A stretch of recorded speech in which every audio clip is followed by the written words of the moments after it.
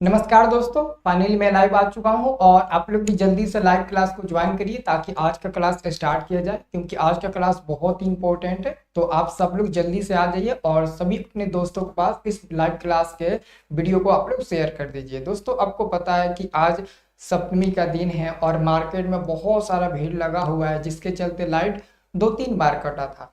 तो मैंने सोचा कि अगर 5-10 मिनट वेट कर लूंगा तो पता चल जाएगा कि लाइट हमेशा के लिए कटेगा, मतलब कि आज पूरा कटेगा रात भर, या फिर लाइट रहेगा। तो 2-3 बार कटा आया, लेकिन अब दोस्तों पता चला कि लाइट नहीं कटेगा, इसलिए दोस्तों आप लोग का मैं क्लास स्टार्ट कर दिया हूँ, ठीक है ना। तो आप सब लोग जल्दी से आ जाइए, क्योंकि आज का क्लास बहुत इंपॉर्टेंट है। आपको पता है कौन सा क्वेश्चन बताएंगे? आज आपको वो क्वेश्चन बताएंगे साइंस का जो हर बार रिपीट होता है, मतलब कि हर बार आता ही है। और आपको वो क्वेश्चन बताएंगे जो कि हर बार आता है, जो रिपीटेड हर बार होता है वो भी क्वेश्चन बताएंगे, जो इस बार आने वाला है वो भी क्वेश्चन बताएंगे। तो बहुत अच्छा क्लास है, आप सब लोग जल्दी से आ जाइए, ठीक है। थोड़ा सा मैं देख लूँ आप लोग आ गए हैं कि नहीं, आप लोगों का कमेंट मैं देख लेना चाहता हूँ, ठीक है। और सभी लोग वीडियो को लाइक कर दीजिए, ठीक है। आप लोग जल्दी से पहले वीडियो को लाइक कर दीजिए। चलिए, बहुत बढ़िया, सब लोग आ चुके हैं। चलिए, रागनी जी बहुत बढ़िया। अभी आप लोगों का मैं कमेंट देख रहा था, तो आप में से बहुत ऐसे लड़के बोल रहे थे कि सर लगता है कि मेला घूमने गए हैं। ऐसा बिल्कुल नहीं है, मेला घूमने जाएंगे तो आप लोगों से बता कर ही जाएंगे, ठीक है। और आप लोग भी तो जाइएगा ना, हम ही थोड़ी ना जाएंगे, आप लोग भी जाइएगा, ठीक है।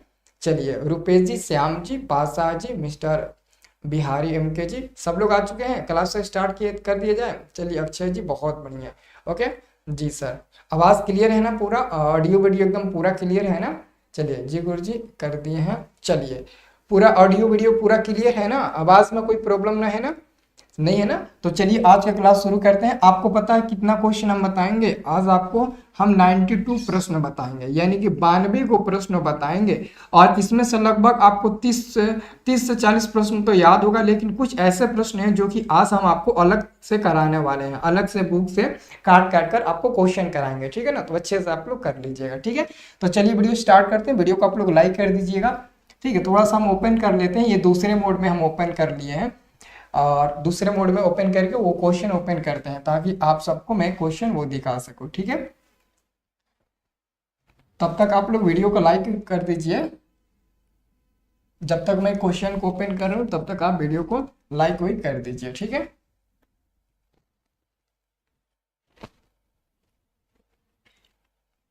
ये तो नेटवर्क इशू लिख रहा है जी, एक सेकंड बाद शुरू किया, अभी ओपन हो जाएगा। बस थोड़ा सा टाइम लेता है, ओपन हो जाएगा, इसको ओपन होने में टाइम ना लगेगा, ठीक है।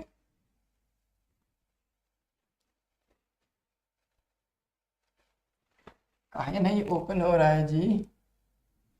नेटवर्क इशू बता रहा है जी, ऐसा कैसे हो सकता है? रुकिए, मैं ट्राई करता हूँ फिर से। नेट वाईफाई नहीं कनेक्ट है यहाँ पर, वाईफाई कनेक्ट नहीं है, इसलिए नेटवर्क इशू बता रहा है, ठीक है ना। वाईफाई ही कनेक्ट नहीं है जी। अब कौन सा कनेक्ट? लो जी, अब इसमें भी पासवर्ड मांग रहा है। अब मेरे को पासवर्ड ही नहीं पता है।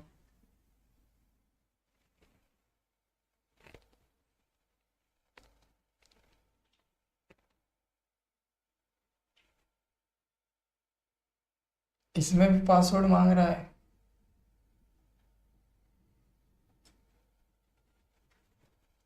क्या हुआ है जी? हाँ, अब लगता है कनेक्ट हो गया है, एक बार देखते हैं। ये तो कनेक्ट ना हुआ है जी,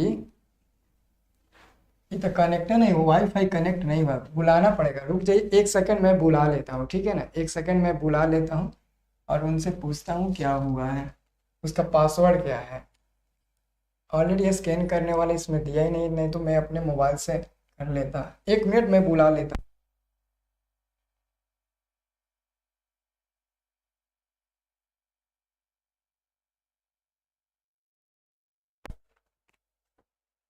यहाँ पर हमको लगता है कि देखते हैं क्या है पासवर्ड। अपने मन अपने मन से एक बार क्लिक करके देखते हैं इसका पासवर्ड क्या है, एक बार देखते हैं। कनेक्ट हो जाएगा तो ठीक है। ये कौन वाला है, इसमें कौन है भाई, ये वाला है, इसमें ना शो कर रहा है। एक से लेकर 8 तक दावे हैं, इसमें नहीं आ रहा है। 1 2 3 4 5 6 7 8, अलग पासवर्ड नहीं ना है इसमें, स्कैन स्कैन करने वाला दिया ही नहीं है।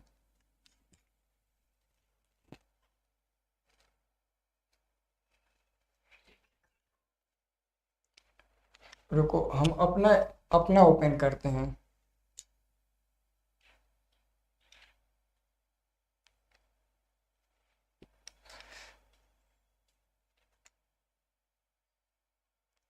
हॉटस्पॉट अपना ओपन करो।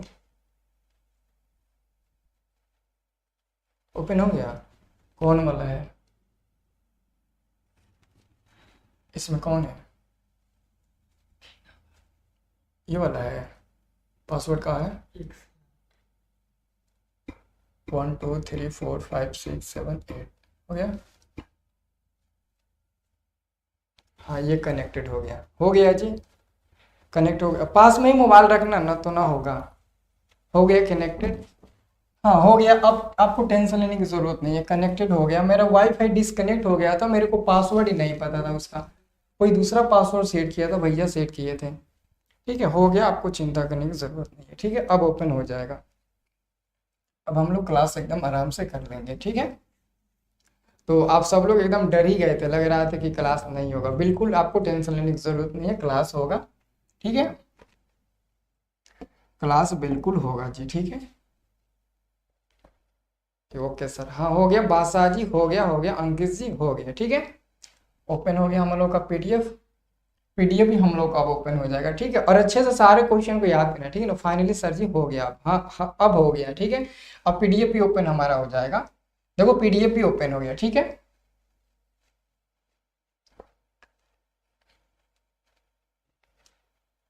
चलिए तो फाइनली आप लोग का पीडीएफ भी ओपन हो गया। ठीक है ना, अच्छे से देख लेना, अच्छे से आपको रिवीजन करना है और पूरा आपको अच्छे तरीके से देखना है। ठीक है, चलिए तो फाइनली हम लोग क्लास को स्टार्ट कर देते हैं। ऑलरेडी हमने 2-3 मिनट उधर आपका ले लिया।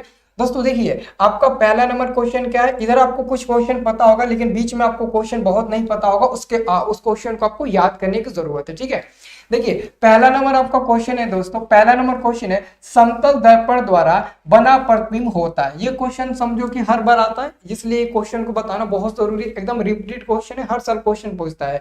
तो आप लोगों से क्वेश्चन पूछा गया कि समतल दर्पण द्वारा बना प्रतिबिंब, समतल दर्पण में कब हो दोस्तों, सीधा प्रतिबिंब बनता है। अगर सीधा प्रतिबिंब बनेगा तो क्या बनेगा, तो वो काल्पनिक बनेगा। और काल्पनिक को हम लोग क्या बोलते हैं, तो काल्पनिक को हम लोग आभासी प्रतिबिंब भी बोलते हैं। तो क्या होगा, समतल दर्पण में केवल काल्पनिक प्रतिबिंब होता है, वास्तविक और काल्पनिक दोनों नहीं होगा, कभी वास्तविक कभी काल्पनिक। ये बिल्कुल गलत है, क्योंकि समतल दर्पण है, समतल दर्पण में केवल और केवल काल्पनिक प्रतिबिंब बनता है। तो पहला का आंसर आपका बी नंबर हो जाएगा। और दूसरा नंबर आपका क्वेश्चन है, जो कि इस बार आने वाला क्वेश्चन है, मैंने गेस किया। ये क्वेश्चन है, किसी वस्तु का आवर्धित प्रतिबिंब बनता है, किसी भी वस्तु का आवर्धित प्रतिबिंब बनता है तो किस दर्पण से बनता है, अवतल दर्पण, उत्तल दर्पण, समतल दर्पण, ये भी सब प्रकार के दर्पण से बनता है। नहीं दोस्तों, सिर्फ और सिर्फ ये अवतल दर्पण से बनता है। ऑप्शन नंबर ए वाला बिल्कुल सही जवाब हो जाएगा। ये क्वेश्चन 2016 के द्वितीय पाली में एक ही बार अभी तक पूछा गया, इसलिए ये क्वेश्चन बहुत ज्यादा इंपॉर्टेंट बन जाता है इस बार के बोर्ड एग्जाम के लिए। अगला क्वेश्चन आपका आता है तीसरा नंबर। दोस्तों ये तीसरा नंबर क्वेश्चन है, काल्पनिक प्रतिबिंब बनता है, कभी काल्पनिक प्रतिबिंब बनता है क्वेश्चन पूछेगा, कभी पूछेगा वास्तविक प्रतिबिंब बनता है। तो आपको पता होना चाहिए कि काल्पनिक प्रतिबिंब सीधा बनता है और जो वास्तविक प्रतिबिंब बनता है ना, वो उल्टा बनता है। तो यहाँ पर काल्पनिक प्रतिबिंब पूछा गया, तो काल्पनिक प्रतिबिंब कैसा बनता है, सीधा बनता है। और एक और बात याद रखना, ये जो आपका काल्पनिक शब्द है ना, ये काल्पनिक शब्द का एक और नाम होता है आभासी। काल्पनिक की जगह पर आभासी भी दे सकता है और कहेगा आभासी प्रतिबिंब बनता है, तो आभासी प्रतिबिंब को ही हम लोग काल्पनिक कहते हैं, तो वो भी क्या बनता है, तो सीधा बनता है। तो इसका भी आंसर आपका ऑप्शन नंबर ए हो जाएगा। और अगला क्वेश्चन आपका 4 नंबर है, किस दर्पण में हमेशा आभासी और छोटा प्रतिबिंब बनता है। यहाँ पर थोड़ा सा कंफ्यूजन होगा कि किस दर्पण में प्रतिबिंब आभासी बनता है और छोटा बनता है। आभासी का मतलब क्या होता है, काल्पनिक, और काल्पनिक मतलब कि सीधा बनेगा और छोटा बनेगा। तो ये किस दर्पण में संभव हो पाएगा, अवतल दर्पण, उत्तल दर्पण, समतल दर्पण, या फिर इनमें से कोई नहीं। आप 4 का आंसर क्या बताएंगे, निखिल कुमार जी, रंजीत जी, एमडी सलमान किंग जी, आप 4 का आंसर बताइए, ठीक है ना। रितिका कुमार जी, सब लोग बताइए 4 का आंसर। 3 का आपका आंसर बिल्कुल सही है, लेकिन क्वेश्चन नंबर 4 का आंसर मिला है बादशाह जी का बी नंबर मिला है।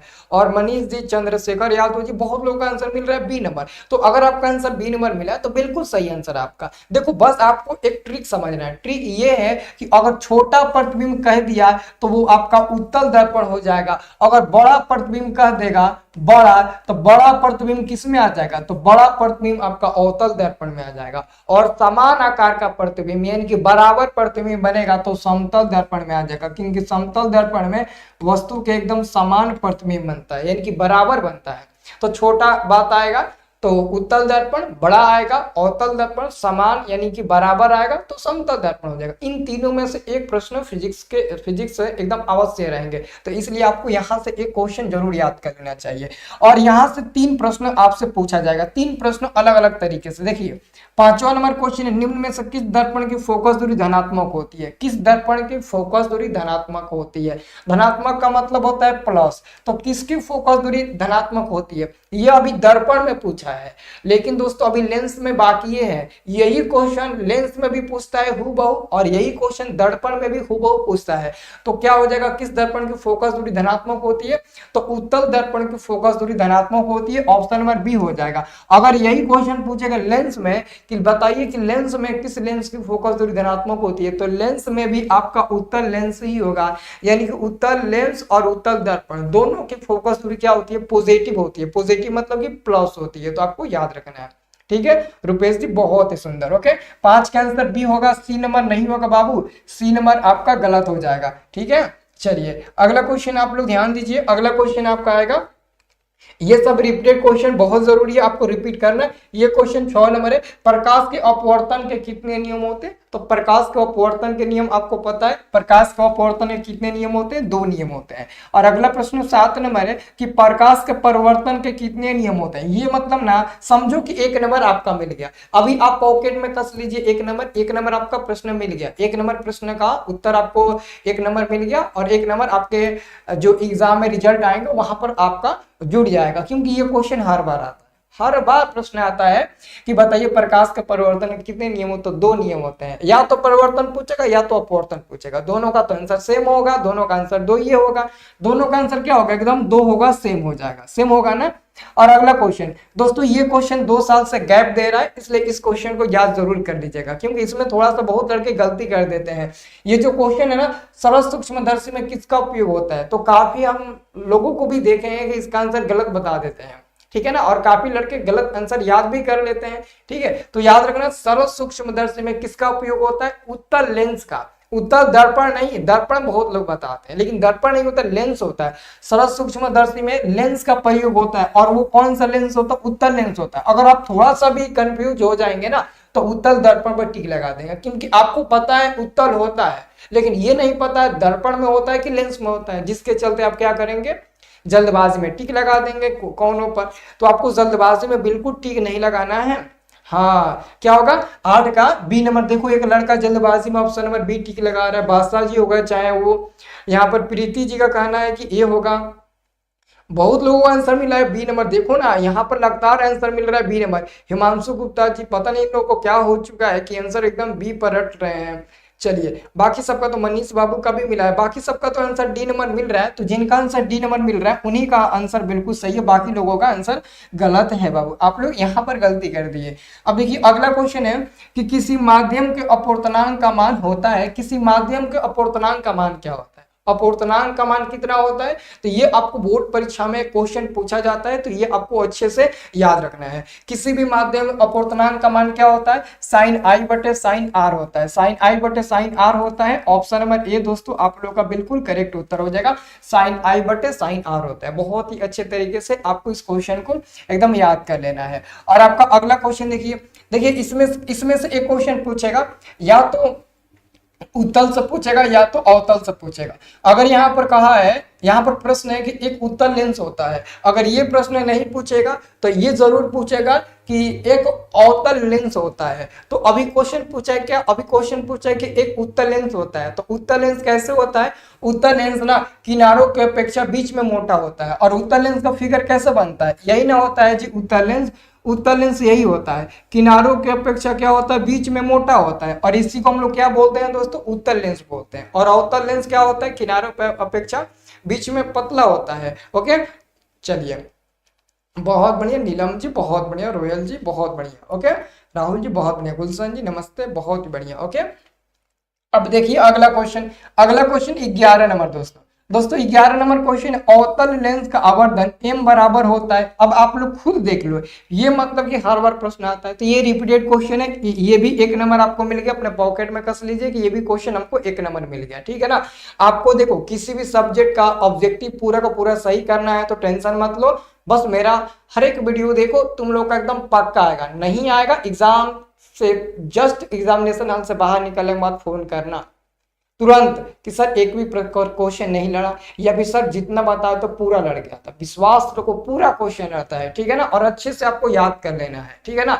अभी पता है ना एग्जाम से 2-4 दिन पहले आप लोगों को कुछ और भी हम आपको इंपोर्टेंट क्वेश्चन का सीरीज देते हैं आंसर सही, ताकि आप एग्जाम से 1 घंटा पहले, जैसे एग्जाम देने जाते हो ना, तो एग्जाम से 1 घंटा पहले 250-300 क्वेश्चन का सीरीज देंगे, उसको एक बार आपको क्या करना, ताजा करके देकर चले जाना है। उसी में से आपका 25 को 30 को प्रश्न फंस जाएगा।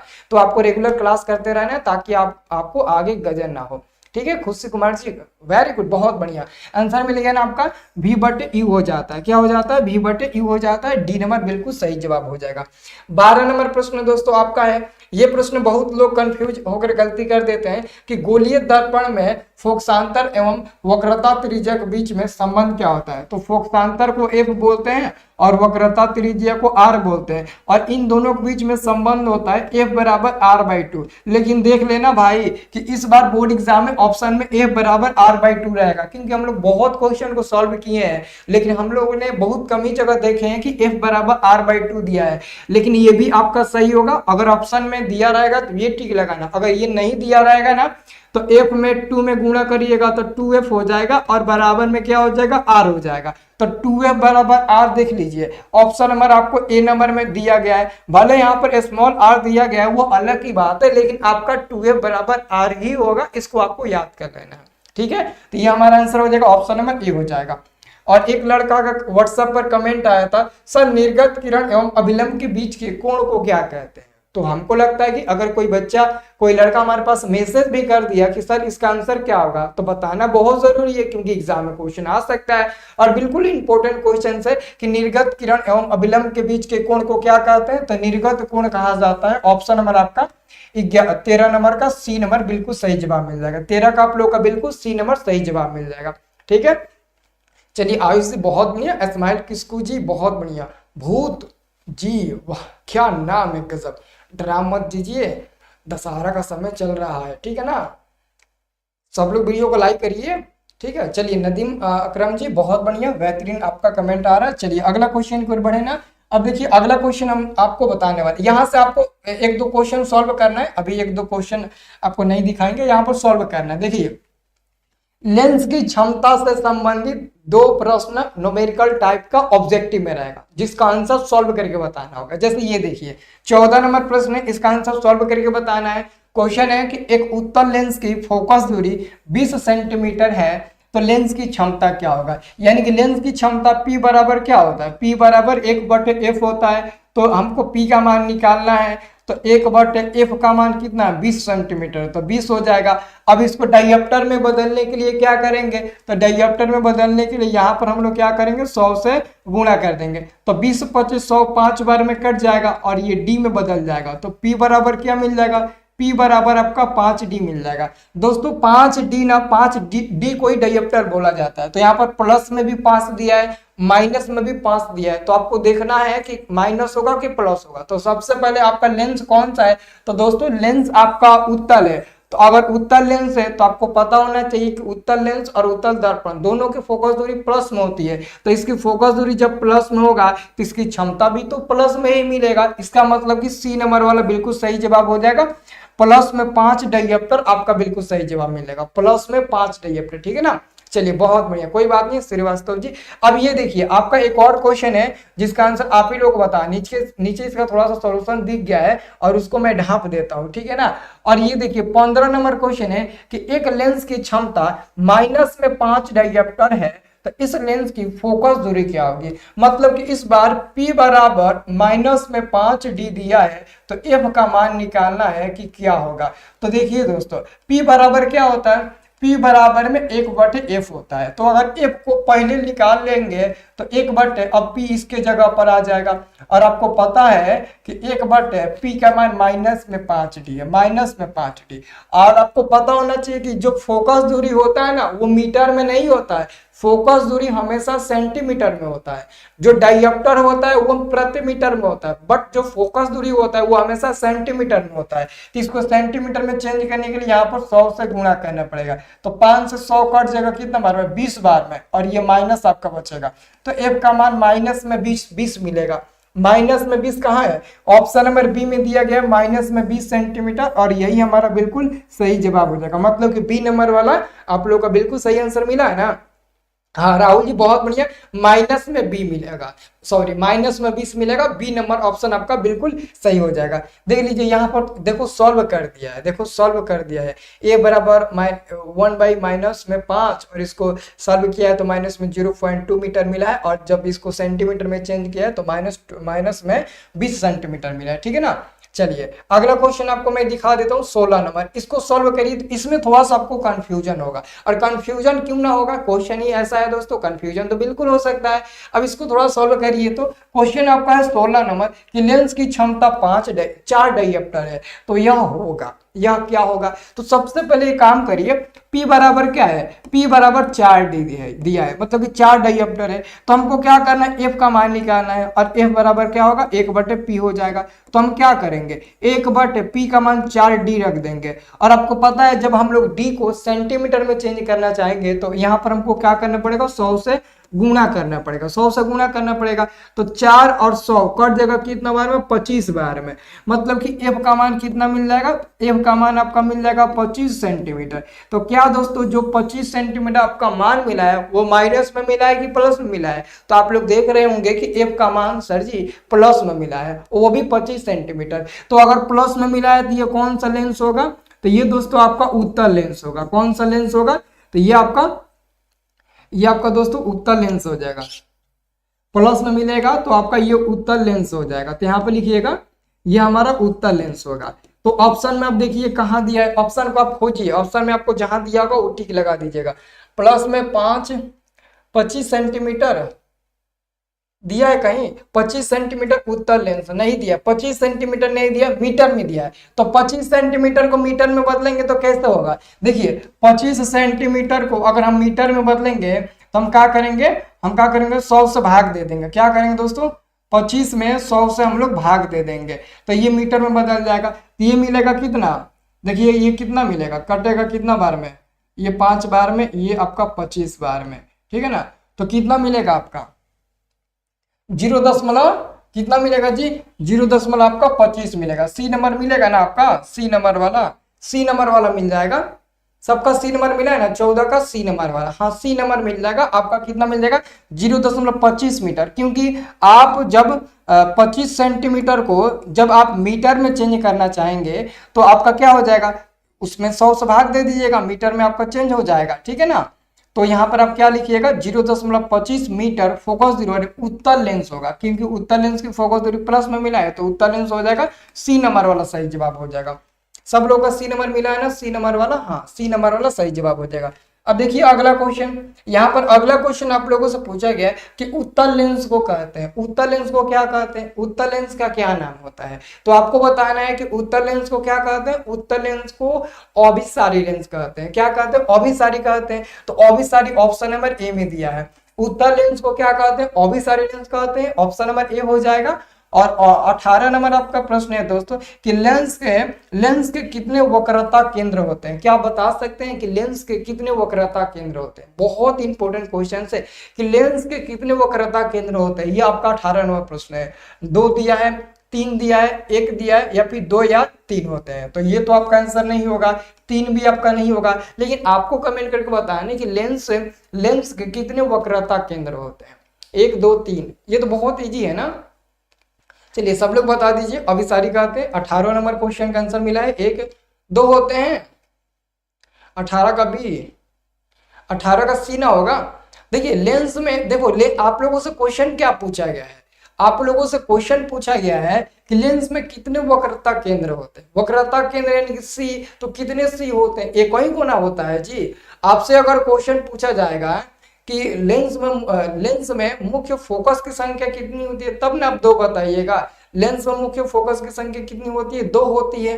लेकिन यहाँ पर तो क्वेश्चन अलग पूछा है ना, यहाँ पर आप लोगों से क्वेश्चन अलग पूछा है। वाह रे जी, देखो वक्रता केंद्र, कौन कौन वक्रता केंद्र 2 होता है, थोड़ा हमें भी बताइए, तो आप थोड़ा हमें भी बताइए। चलिए बहुत बढ़िया, थोड़ा हमें भी बताइए कौन कौन 2 होता है। चलिए बहुत बढ़िया, पटेल जी बताइए, स्टाइलिश जी बहुत बढ़िया, बहुत बढ़िया, हिमांशु जी बहुत बढ़िया। तो क्या होना चाहिए, क्या होना चाहिए आंसर, 1 होना चाहिए कि नहीं होना चाहिए मेरे भाई। अगर पूछेगा कि लेंस में मुख्य फोकस की संख्या कितनी होती है, तो वहां पर f और एगो होता है 2f, तो वहां पर ना हमारा 2 हो जाएगा, लेकिन यहाँ पर क्या होगा, हाँ 1, ठीक है ना। चलिए बहुत बढ़िया, ओके। अब देखिए अगला क्वेश्चन हमारे पास आता है 19 नंबर। ये क्वेश्चन है, लेंस के केंद्रीय बिंदु को कहते हैं, लेंस का जो केंद्रीय बिंदु होता है उसको क्या कहते हैं, तो लेंस के केंद्रीय बिंदु को हम लोग प्रकाशिक केंद्र कहते हैं। क्या कहते हैं, प्रकाशिक केंद्र कहते हैं। और इस क्वेश्चन को याद रख लेना, क्योंकि ये क्वेश्चन इस बार के बोर्ड एग्जाम में आने वाला है, 2025 में ये क्वेश्चन आएगा। आप लोग इस क्वेश्चन को याद कर लीजिए कि लेंस के केंद्रीय बिंदु को क्या कहते हैं, तो प्रकाशिक केंद्र कहते हैं। ऑप्शन नंबर आपका बी नंबर वाला बिल्कुल सही जवाब हो जाएगा। ठीक, 1-2 क्वेश्चन में आप लोग चकमा खा गए हो ना, तो कुछ क्वेश्चन ऐसा ही दोस्तों आप लोगों से बोर्ड एग्जाम में पूछा जाता है, ठीक है ना। चलिए बहुत बढ़िया। अब देखिए अगला क्वेश्चन आता है 20 नंबर। ये क्वेश्चन है, जब किसी लेंस पर समांतर किरणें आपतित होती है तो क्या होता है। जब किसी लेंस पर, कोई भी लेंस ले लो, उस पर समांतर किरण को मतलब कि प्रवेश कराओ, मतलब कि समांतर जब किरण उस लेंस पर पड़ेगी तो क्या होता है। देखो ऑप्शन नंबर ए में दिया, कागज सुलगने लगता है। सुलगने मतलब कि धीरे धीरे कागज में आग लगने लगता है।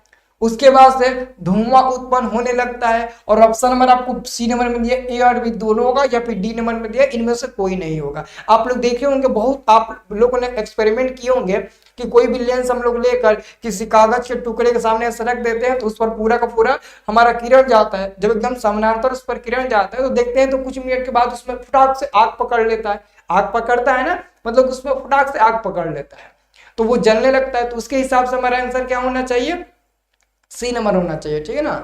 हाँ चलिए बहुत बढ़िया, आंसर क्या मिल जाएगा आपका, 20 का सी नंबर आंसर मिल जाएगा, दोनों हो जाएगा। 20 का आंसर हो जाएगा सी नंबर, दोनों हो जाएगा। हाँ यहाँ पर आपका दोनों हो जाएगा, वेरी गुड, बहुत बढ़िया। आप लोग आंसर याद रखना, सी नंबर आपका हो जाएगा, दोनों हो जाएगा।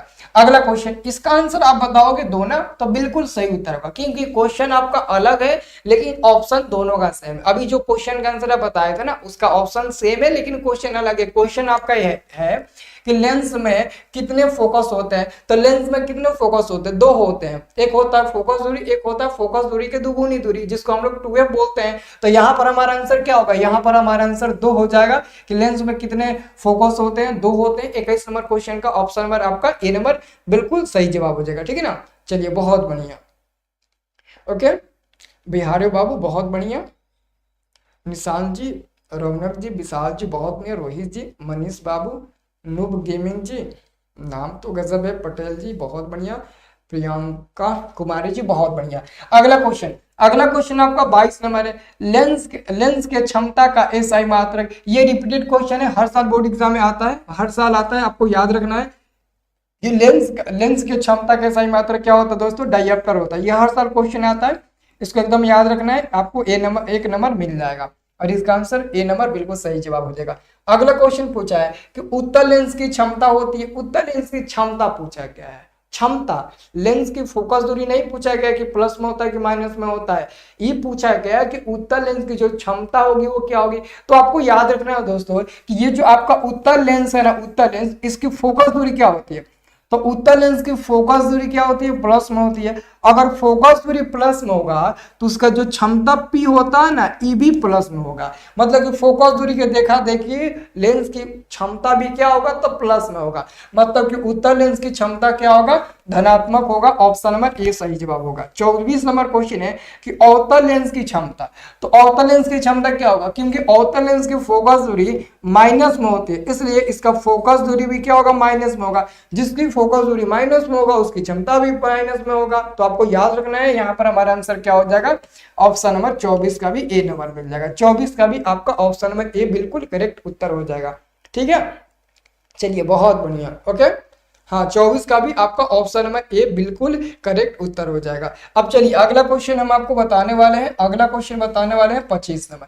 दोस्तों 25 नंबर आप लोग का क्वेश्चन आता है। 25 नंबर क्वेश्चन है कि स्पेक्ट्रम प्राप्त करने के लिए किसका उपयोग होता है। स्पेक्ट्रम प्राप्त करने के लिए किसका उपयोग होता है, तो प्रिज्म का उपयोग होता है। ऑप्शन नंबर आपका डी नंबर बिल्कुल सही जवाब हो जाएगा। सब लोग याद कर लीजिए कि स्पेक्ट्रम प्राप्त करने के लिए प्रिज्म का उपयोग किया जाता है। 25 नंबर क्वेश्चन का आपका आंसर मिल जाएगा डी नंबर बिल्कुल सही जवाब हो जाएगा। 25 का आंसर आपका डी नंबर बिल्कुल सही जवाब हो जाएगा। 26 नंबर आप लोग का प्रश्न आता है, जो नेत्र निकट स्थित वस्तुओं को साफ नहीं देख सकता है उस नेत्र में होता है। इसमें आप लोग गलती कर देते हो, पता है कहां पर गलती करते हो, तुम लोग सोचते हो कि क्वेश्चन है कि जो नेत्र निकट, बस निकट का नाम लेते हो, निकट दृष्टि दोष पर टी लगा देते हो। दोस्तों क्वेश्चन कहा है कि अगर आप निकट की वस्तुओं को साफ नहीं देख पाएंगे तो कन्फर्म है कि दूर की वस्तुओं को साफ दिखेंगे। अब ऐसा थोड़ी है ना है कि ना नजदीक का देख रहे हैं ना दूर का देख रहे हैं, इसका मतलब कि आप अंधे हैं, आपको कुछ नहीं दिखाई देता है, इसका मतलब ये हुआ। तो अगर आपको नजदीक की वस्तु दिखाई नहीं देती है और दूर की वस्तु दिखाई देती है तो आप में क्या होगा, दूर दृष्टि दोष पाया जाएगा। ऑप्शन नंबर ए सही जवाब हो जाएगा 26 नंबर क्वेश्चन का। अगला क्वेश्चन आपका 27 नंबर आता है। 27 नंबर क्वेश्चन है मानव नेत्र में। दोस्तों मानव नेत्र में हमेशा उत्तल लेंस पाया जाता है। आपको याद रखना है कि मानव नेत्र में हमेशा उत्तल लेंस पाया जाता है। ऑप्शन नंबर आपका सी नंबर बिल्कुल सही जवाब हो जाएगा। मानव नेत्र में हमेशा उत्तल लेंस ही पाया जाता है। 28 नंबर क्वेश्चन है कि मानव नेत्र वस्तु का प्रतिबिंब निम्न में से किस भाग पर बनाता है। ये भी दोस्तों क्वेश्चन रिपीटेड है, हर साल क्वेश्चन आता है, आपको याद करने की जरूरत है, हर साल क्वेश्चन आता है, रिपीटेड क्वेश्चन है कि मानव नेत्र वस्तु का प्रतिबिंब निम्न में से किस भाग पर बनाता है। तो वो भाग होता है दोस्तों आपका रेटिना होता है। सी नंबर सही जवाब हो जाएगा। लेकिन इसका ब्रैकेट में दो दिया ना परितारिका, ये गलत शब्द है, ये बिल्कुल गलत शब्द है, क्योंकि परितारिका दोस्तों रेटिना का दूसरा नाम नहीं होता, ये बिल्कुल गलत है। जबकि रेटिना को हम लोग हिंदी में बोलते हैं दृष्टि पटल बोलते हैं, परितारिका की जगह पर दृष्टि पटल देना चाहिए, लेकिन गलत दिया ना मेरे भाई। देख लीजिए, आप खुद देख लीजिए कि रेटिना को परितारिका कैसे बोला जा सकता है, इसलिए गलत दिया है। आपका आंसर 28 का सी नंबर वाला बिल्कुल सही जवाब हो जाएगा। देखो बाहर वाला सही है, लेकिन अंदर वाला जो है ना परितारिका, वो गलत दिया है। ठीक है, तो आंसर यहाँ पर आपका सी नंबर मिल जाएगा। अगला क्वेश्चन आपका 29 नंबर आता है। ये क्वेश्चन है कि सामान्य नेत्र के रेटिना पर बनने वाला प्रतिबिंब होता है। आपको पता है ना कि रेटिना पर जो भी प्रतिबिंब बनता है वो कैसा बनता है, तो रेटिना पर जो भी प्रतिबिंब बनता है वो वास्तविक और उल्टा बनता है, वास्तविक और उल्टा बनता है। ऑप्शन नंबर सी आपका बिल्कुल सही जवाब हो जाएगा, वास्तविक और उल्टा बनता है। 29 का आपका आंसर मिल जाएगा सी नंबर वाला। ठीक है, चलिए बिहारी बाबू गुलशन गुप्ता जी, अगला क्वेश्चन देखिए। अगला क्वेश्चन आपका 30 नंबर है। टिंडल प्रभाव प्रकाश की कौन सी परिघटना को प्रदर्शित करता है। ये भी क्वेश्चन बहुत इंपॉर्टेंट है, ये क्वेश्चन पूछा जाता है। ये क्वेश्चन 19 में पूछा था, फिर 21 में पूछा था, और भी आगे पूछा है, लेकिन दोस्तों ये यहाँ पर नहीं शो किया गया है। ठीक है ना, बहुत सारे क्वेश्चन को ना शो नहीं करता है। ठीक है ना, हाँ जी बहुत बढ़िया। 28 का आंसर सी नंबर मिल जाएगा। ठीक है, और 29 का भी सी नंबर मिल जाएगा। और इसी के साथ आप 30 का भी आंसर क्या बताएंगे, 30 का आंसर डी बताइएगा, प्रकाश का परिकिरण होता है। क्या होता है, 30 का आंसर मिल जाएगा आपका प्रकाश का परिकिरण होता है। ऑप्शन नंबर आपका दोस्तों 30 का डी नंबर बिल्कुल सही जवाब हो जाएगा। ठीक है ना, गोपाल जी बहुत बढ़िया, आराध्या जी बहुत ही सुंदर, अति सुंदर, रंजित किस्कू जी, निशांत जी बहुत बढ़िया। ओके, जो क्वेश्चन आपको नहीं याद होगा, नया नया क्वेश्चन आ रहा होगा, तो ये मत सोचिएगा कि हम बाद में भी याद करेंगे, उसको तुरंत एक बार दो बार पढ़ के रिपीट करके आप उसे याद जरूर कर लीजिएगा। ठीक है ना, बाद में के लिए बिल्कुल आप मत छोड़िएगा।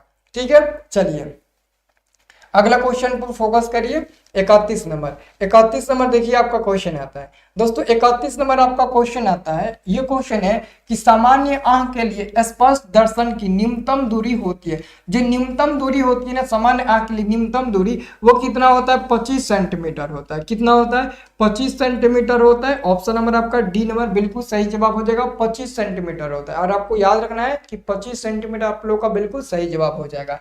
और अगला क्वेश्चन आपका 32 नंबर है कि किस दृष्टि दोष के निवारण के लिए अवतल लेंस का प्रयोग किया जाता है। यानी कि दोस्तों अवतल लेंस का प्रयोग किस दृष्टि दोष को दूर करने के लिए किया जाता है। तो आपको याद रखना है कि निकट दृष्टि दोष को दूर करने के लिए अवतल लेंस का प्रयोग किया जाता है। ऑप्शन नंबर आपका दोस्तों बी नंबर बिल्कुल सही जवाब हो जाएगा। निकट दृष्टि दोष को दूर करने के लिए ही हम लोग अवतल दर्पण का उपयोग करते हैं। और अगला क्वेश्चन आपका है 33 नंबर, तरंगदैर्घ्य को सामान्यतः व्यक्त किया जाता है। तो मैंने आपको दोस्तों कई सारे वीडियो में ही बता चुके हैं कि तरंगदैर्घ्य जो होता है ना उसको हम लोग एंगस्ट्रम के रूप में व्यक्त करते हैं। ऑलरेडी तरंगदैर्घ्य को हम लोग किसके रूप में व्यक्त करते हैं? एंगस्ट्रम के रूप में व्यक्त करते हैं। एक के पावर ऊपर डिग्री का चिन्ह रहता है, उसको हम लोग एंगस्ट्रम बोलते हैं। तो एंगस्ट्रम का दोस्तों ये चिन्ह होता है। लेकिन दोस्तों एक एंगस्ट्रम बराबर पता है कितना होता है? आप लोगों को पता होना चाहिए कि एक एंगस्ट्रम बराबर 10 के पावर -10 मीटर होता है। इसलिए दोस्तों हम कहते हैं कि तरंगदैर्घ्य को एंगस्ट्रम में, मीटर में भी व्यक्त कर सकते हैं, सेंटीमीटर में भी व्यक्त कर सकते हैं। क्योंकि जब एंगस्ट्रम को मीटर में चेंज कर सकते हैं तो मीटर से सेंटीमीटर में भी चेंज कर सकते हैं, और सेंटीमीटर से हम लोग किस में चेंज कर सकते हैं? मिलीमीटर में भी चेंज कर सकते हैं। तो इसके हिसाब से हमारा मीटर आंसर बिल्कुल सही जवाब हो जाएगा, सेंटीमीटर भी आंसर होगा, एंगस्ट्रम भी आंसर होगा। लेकिन अभी आपको ऑप्शन में केवल मीटर दिया है तो ऑप्शन में ए आपका सही जवाब हो जाएगा, केवल मीटर दिया है। ठीक है, अगला क्वेश्चन दोस्तों आपका आता है यहाँ पर 34 नंबर। 34 नंबर आपका क्वेश्चन है कि निकट दृष्टि दोष में किस लेंस का प्रयोग होता है। ये क्वेश्चन हर बार आता है, ये रिपीटेड क्वेश्चन है हर साल के लिए, आपको याद रख लेना है। ठीक है ना। तो निकट दृष्टि दोष को दूर करने के लिए किस लेंस का प्रयोग किया जाता है? तो अवतल लेंस का प्रयोग किया जाता है। ऑप्शन नंबर आपका बी नंबर बिल्कुल सही जवाब हो जाएगा। यही क्वेश्चन तो अभी ऊपर पूछा था, लेकिन वो उल्टा कर दिया था कि निम्न में से किसको दूर करने के लिए अवतल लेंस का उपयोग किया जाता है। यही क्वेश्चन पूछा था और उसी का ये ऑपोजिट क्वेश्चन है और बार बार क्वेश्चन पूछा भी गया है। ठीक है ना। चलिए उसके बाद से यहाँ पर आपका क्वेश्चन आता है 35 नंबर कि जरा दृष्टि दोष को दूर करने के काम में लाया गया लेंस कौन सा होता है। अगर आप इसका आंसर सही बता दिए तो मैं मान लूंगा आप याद किए हो। ठीक है, मैं एक बार देख लेता हूं कमेंट कि आप लोग 35 का आंसर क्या बता रहे हो। 35 नंबर क्वेश्चन का उत्तर बताना है। सब लोग ध्यान से सुनिए, 35 नंबर क्वेश्चन का उत्तर। ठीक है ना। 35 का सुजीत शर्मा जी का डी नंबर। अरे वाह कितना फास्ट हो जी तुम लोग। 35 का डी नंबर, सच में डी नंबर होगा। चलिए और बताइए आप लोग। शिव चंद्र जी का भी डी नंबर मिला है। 35 का रंजीत किसको का मिला है? ए नंबर। ए नंबर कैसे जी? क्वीन गुप्ता का भी डी नंबर मिला है। और यहाँ पर रोहित जी का भी डी नंबर मिला है, बादशाह जी का भी डी नंबर, रजनीश कुमार कुशवाहा जी का भी मिला है डी नंबर। Very good. देखिए 35 का जिनका आंसर डी नंबर मिला उनका आंसर सही है, क्योंकि क्वेश्चन है कि जरा दृष्टि दोष को दूर करने के लिए। आपका दृष्टि दोष का तीसरा टाइप है, जरा दृष्टि दोष को दूर करने के लिए हम लोग बाइफोकल लेंस का उपयोग करते हैं। बाइफोकल लेंस ये दोस्तों यूनिक क्वेश्चन है दोस्तों, हर कोई नहीं बताता है, हर कोई तो वही बताएगा जो हर बार आता है, जो आपको याद है। ये यूनिक क्वेश्चन है, याद करना बहुत जरूरी है। और अगर बेलनाकार लेंस आप बताना चाहते हैं तो बेलनाकार लेंस पता है किस में प्रयोग किया जाता है? अबिंदुकता को दूर करने के लिए बेलनाकार लेंस का प्रयोग किया जाता है। लेकिन दोस्तों जरा दृष्टि दोष को दूर करने के लिए हम लोग बाइफोकल लेंस का उपयोग करते हैं। यह आंसर आपका यहाँ पर 35 का डी नंबर मिल जाएगा। और आपका 36 नंबर प्रश्न आता है कि श्वेत प्रकाश में कितने वर्ण हैं। मतलब श्वेत प्रकाश में कितने वर्ण हैं। अब वर्ण से मत कंफ्यूज हो जाना। देखिए वर्ण का मतलब होता है रंग, वर्ण का मतलब क्या होता है? रंग। तो श्वेत प्रकाश में कितने रंग होते हैं? और श्वेत प्रकाश को पता है क्या बोलते हैं? श्वेत प्रकाश को सूर्य का प्रकाश भी बोला जाता है। क्या है? सूर्य प्रकाश है, ये सूर्य प्रकाश है। तो जो सूर्य का प्रकाश होता है वो 7 कलर का होता है, लेकिन आपको वो 7 कलर दिखाई नहीं देता है। लेकिन अगर आपको 7 कलर को देखना है तो प्रिज्म का उपयोग कर आप देख सकते हैं 7 कलर को। तो आंसर यहाँ पर हमारा आंसर मिल जाएगा, डी नंबर मिल जाएगा। नींद आ रही है? अच्छा देखो मेरे बाबू को नींद आ रहा है, उसको सुला दो, बहुत कस के नींद आ रही है। ठीक है। आपको पता है ना कि अगर आप सोएंगे तो लोग आपका फायदा उठाएंगे, और इसका मतलब ये नहीं हुआ कि हम सो रहे हैं तो जो क्लास कर रहे हैं वो फायदा उठाएंगे, नहीं। कोई है जो आपका इंतजार कर रहा होगा कि कब वो दबे ताकि मैं ऊपर उठूं, तो आप सुतोगे, वो पढ़ेगा। ठीक है ना, आपको दबना नहीं है बल्कि दबाना है। समझ रहे हैं ना आप लोग? चलिए, ओके। 7 होते हैं ना 7। चलिए, बहुत बढ़िया। अगला क्वेश्चन आप ध्यान दीजिए। अगला क्वेश्चन आपका आता है, अगला क्वेश्चन आपका आता है दोस्तों 37 नंबर। 37 नंबर क्वेश्चन है कि निम्न में कौन आयनिक यौगिक है। एक क्वेश्चन फिक्स है मेरे भाई, आप लोग याद कर लीजिए। एक क्वेश्चन फिक्स है, आयनिक यौगिक। आयनिक यौगिक कौन होता है आपको याद कर लेना है, यही क्वेश्चन आएगा, आयनिक यौगिक कौन होता है। ठीक है ना। चलिए, सर क्रैश कोर्स कैसे ले, नंबर सेंड मी। ठीक है, मैं बता देता हूँ, 1 मिनट वेट कर लीजिए। ठीक है ना। तो ये क्वेश्चन देखिए, निम्न में से कौन आयनिक यौगिक है। दोस्तों, आयनिक यौगिक का मतलब होता है माइनस चार्ज होना चाहिए। तो देखिए, CH4 नहीं है, CO2 नहीं है, NH3 नहीं है, लेकिन अगर आप देखिएगा तो कैल्शियम क्लोराइड, क्लोराइड पर क्लोरीन यानी कि कैल्शियम क्लोराइड यानी कि क्लोरीन पर माइनस चार्ज होता है, तो आपका आंसर हो जाएगा C नंबर। ये हमारा आयनिक यौगिक होता है। जो C नंबर में आपको ऑप्शन दिया है वो हमारा आयनिक यौगिक होता है, आपको अच्छे से याद रखना है। आपका आंसर क्या हो जाएगा, C नंबर हो जाएगा। 37 का A नंबर नहीं होगा। अरे बाबू, ये तो मीथेन है। मीथेन जो बायोगैस का मुख्य घटक होता है और सबसे सरलतम हाइड्रोकार्बन होता है, वो हमारा कैसे हो सकता है आयनिक यौगिक? बिल्कुल नहीं होगा, वो आयनिक यौगिक नहीं होता है। ऑप्शन में C वाला आयनिक यौगिक होगा। और 38 नंबर प्रश्न है कि निम्न में से कौन सा पदार्थ ऑक्सीजन से संयोग नहीं करता है। कौन सा ऐसा पदार्थ है जो ऑक्सीजन मतलब कि वायु, वायु मतलब कि हवा, हवा के साथ कभी संपर्क में ही नहीं आता है। तो दोस्तों याद रखना, जो सोना होता है ना, गोल्ड, गोल्ड मीन्स सोना, तो जो सोना होता है वो कभी भी वायु के संपर्क में नहीं आता है, मतलब कि वायु के साथ अभिक्रिया ही नहीं करता है। वायु कहता है और सोचता है कि मैं कैसे गोल्ड को अपने जकड़ में पकड़ लूं, लेकिन गोल्ड ऐसा है दोस्तों, ऐसा धातु है जो कि वायु के संपर्क में आता ही नहीं है, एकदम खुलेआम घूमता है। ओके, तो आपको याद रखना है, आंसर आपका B नंबर बिल्कुल सही जवाब हो जाएगा। अगला क्वेश्चन आपका आता है 39 नंबर। 39 नंबर क्वेश्चन है, शुद्ध सोना को बेक किया जाता है। तो देखिए, शुद्ध सोना को 24 कैरेट के रूप में बेक करते हैं, और जो आभूषण बनाने वाला सोना होता है, एक होता है आभूषण बनाने वाला सोना।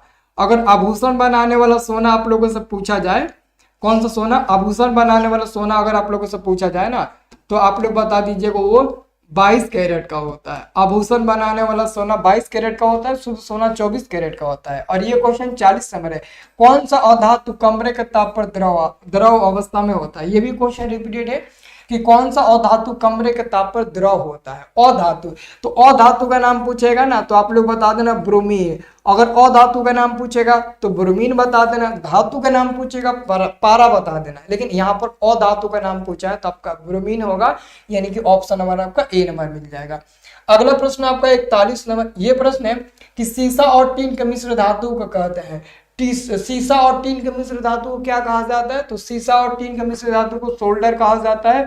ऑप्शन नंबर आपका A नंबर बिल्कुल सही जवाब हो जाएगा। 42 नंबर क्वेश्चन है कि निम्नलिखित तत्वों में किसकी आयनन ऊर्जा अधिकतम होती है। ये भी क्वेश्चन इस बार बोर्ड एग्जाम में आएगा, कन्फर्म है आएगा। कन्फर्म क्वेश्चन को एकदम याद कर लीजिए, ये कन्फर्म में दोस्तों क्वेश्चन आएगा, तो नोट कर लीजिए। निम्नलिखित तत्वों में किसकी आयनन ऊर्जा अधिकतम होती है, तो वो होती है दोस्तों फ्लोरीन। ऑप्शन नंबर आपका यहाँ पर B नंबर बिल्कुल सही जवाब हो जाएगा।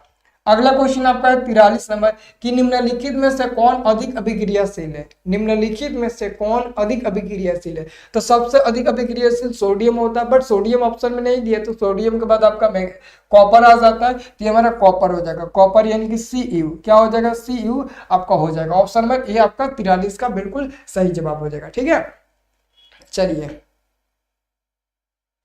चलिए, ओके, याद रखना ये सभी क्वेश्चन को आपको अच्छे से याद रखना, बहुत इंपोर्टेंट क्वेश्चंस है। और एक और अभी एक लड़के कमेंट करके पूछ रहे हैं, देखो जिसको भी क्रैश कोर्स का PDF जो है ना, क्रैश कोर्स का, वही क्रैश कोर्स, देखो बहुत लोग ना नाम नहीं समझ पाते। देखो एक बात, मेरी बात समझ लो, जितना भी आप YouTube पर क्रैश कोर्स करोगे, क्रैश कोर्स का मतलब क्या होता है, रिवीजन कराना, जो क्वेश्चन हम बता चुके हैं उसी को प्रैक्टिस कराना, वही होता है क्रैश कोर्स। अब क्रैश कोर्स में नहीं होता है कि यूनिक क्वेश्चन अलग से लाया जाता है, बिल्कुल नहीं होता है, ठीक है ना। क्रैश कोर्स जितना भी आपका क्रैश कोर्स होता है, पता नहीं का नाम होता है, हमको भी खुद नहीं पता है, क्योंकि हम ऑलरेडी बस एक चीज से हम मतलब रखते हैं, बस हम इस चीज से मतलब रखते हैं कि जो क्वेश्चन हम बताएंगे वो एग्जाम में आएगा, क्योंकि एग्जाम में ई कोर्स फलना टिकना कुछ नहीं वहां पर काम आएगा, बस काम आएगा कि क्वेश्चन आप ये याद किए हो कि नहीं याद किए हो। अगर याद किए हो तो नंबर पाओ, नहीं याद किए हो तो नंबर मत पाओ, ठीक है ना। इसलिए आपको मैं ऑफर दिया हूं कि क्रैश कोर्स का जो पीडीएफ नोट्स है वो पीडीएफ ही है। क्रैश कोर्स मतलब कि पीडीएफ, और पीडीएफ मतलब कि उसमें वह क्वेश्चन हम दिए हैं जो कि एग्जाम में 100% लड़ सकता है। देखो हम आपको 100% इसलिए बता देते हैं ना कि 100% लड़ जाएगा इसमें से क्वेश्चन, क्योंकि ऑलरेडी मेरे साथ ये 3 बार कारनामा हो चुका है।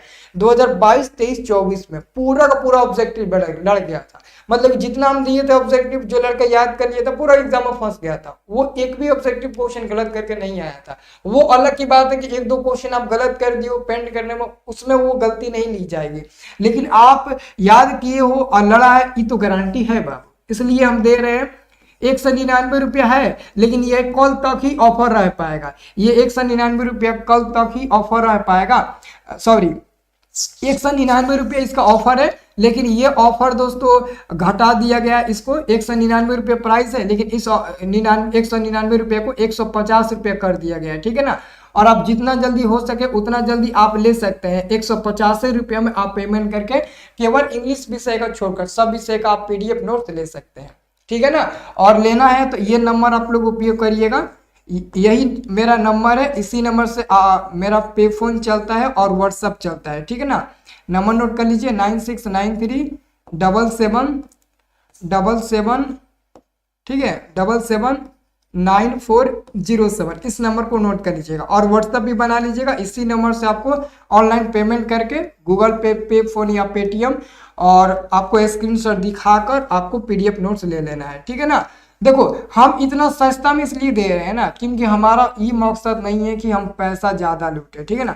बस आप देख लेना, पीडीएफ लेकर ऑब्जेक्टिव सब्जेक्टिव उसका याद करना, प्रैक्टिस करना, तुम्हारा एग्जाम में ना इतना अच्छा नंबर आ जाएगा ना कि तुम लोग कहोगे ना कि सर आपका कर्ज कैसे चुका मतलब कि चुका हूं, ऐसा तुम लोग बात बोलोगे। लेकिन ऐसा दोस्तों आपको करने की जरूरत नहीं है, आप लोग ले लीजिएगा और पढ़िएगा, अच्छा नंबर लाइएगा, और 12th में भी पढ़कर अच्छा नंबर लाइएगा, बस अच्छा नंबर ला दीजिएगा और एक बार हमारा नाम रख दीजिएगा, बस वही काफी है।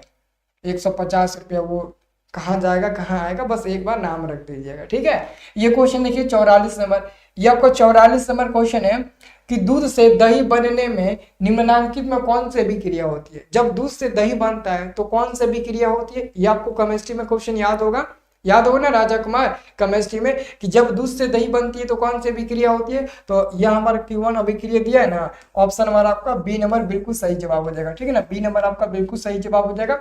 अगला आपका 45 नंबर क्वेश्चन आता है, दांत का कठोरतम भाग है, जो दांत का कठोरतम भाग होता है ना वो क्या होता है, इनामेल होता है, उसका नाम क्या होता है, इनामेल होता है। आंसर आपका यहाँ पर 45 का बी नंबर बिल्कुल सही जवाब हो जाएगा। दांत का जो कठोरतम भाग होता है ना वो इनामेल होता है, ऑप्शन नंबर आपका यहाँ पर 45 का बी नंबर मिल जाएगा। 46 नंबर देखिए, 46 नंबर क्वेश्चन को याद कर लीजिए, इस बार पक्का ये क्वेश्चन का 100% गारंटी ये क्वेश्चन आएगा तो आएगा, बस इसे याद कर लीजिए कि स्टार्च की उपस्थिति की जांच के लिए किस विलयन का उपयोग किया जाता है दोस्तों। तो आयोडीन युक्त विलयन का उपयोग किया जाता है। आयोडीन मतलब कि नमक, ऑप्शन नंबर आपका ए नंबर बिल्कुल सही जवाब हो जाएगा 46 का। 46 नंबर क्वेश्चन का ऑप्शन नंबर ए आपका बिल्कुल सही जवाब हो जाएगा, ठीक है। इसे आप लोग याद कर लीजिएगा, 46 का ऑप्शन नंबर ए आप लोग का बिल्कुल सही जवाब हो जाएगा, ठीक है। अगला क्वेश्चन देखिए अगला क्वेश्चन आप लोग का आता है 47 नंबर। 47 नंबर क्वेश्चन देखिए क्या कहता है, 47 नंबर क्वेश्चन है CaOCl2 का प्रचलित यानी कि साधारण नाम क्या है, मतलब CaCO2। CaCl2 क्या होता है, CaCl2 क्या होता है, ये हमारा विरंजक चूर्ण का रासायनिक सूत्र होता है। विरंजक चूर्ण यानी कि ब्लीचिंग पाउडर, केमिस्ट्री में पढ़े होंगे ना, ब्लीचिंग पाउडर का रासायनिक सूत्र होता है CaOCl2। अब इसका नाम पूछा, इसका नाम क्या हो सकता है, तो आप बताइए। चलिए बहुत में रंजीत जी, इसका नाम आपको बताना कि इसका नाम क्या हो सकता है, बस आपको नाम बताना है, ठीक है। चलिए बहुत बढ़िया, नाम क्या होगा, हाँ वेरी गुड। अरे यार व्यंजक चूर्ण नहीं, ये किसका रासायनिक सूत्र है ये नहीं पूछा है, ये पूछा है कि इसका साधारण नाम क्या होगा। तो इसको सी को कैल्शियम बोलेंगे, ओ को ऑक्सी बोलेंगे और Cl2 को क्लोराइड बोलेंगे। तो कैल्शियम ऑक्सी क्लोराइड, जो कि आपको ऑप्शन नंबर बी में दिया है, कैल्शियम ऑक्सी क्लोराइड। ठीक है ना। देखो क्वेश्चन क्या पूछा है। ना ना ना ना, एक मिनट एक मिनट एक मिनट, सही है सही है सही है, आपका सी नंबर सही है, बिल्कुल सही। साधारण नाम पूछा है, सी नंबर सही है, बिल्कुल सही है। सी नंबर सही है, बिल्कुल सही है। साधारण नाम पूछा है ना, साधारण नाम आपका सी नंबर हो जाएगा। मैं खुद कंफ्यूज हो गया था, आपका सी नंबर आंसर हो जाएगा। क्या हो जाएगा, सी नंबर आपका आंसर हो जाएगा। ठीक है।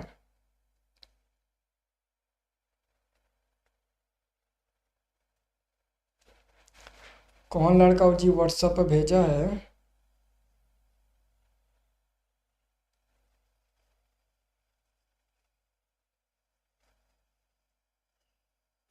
चलो इसका हम बाद में देखेंगे कमेंट क्लास के बाद। ठीक है।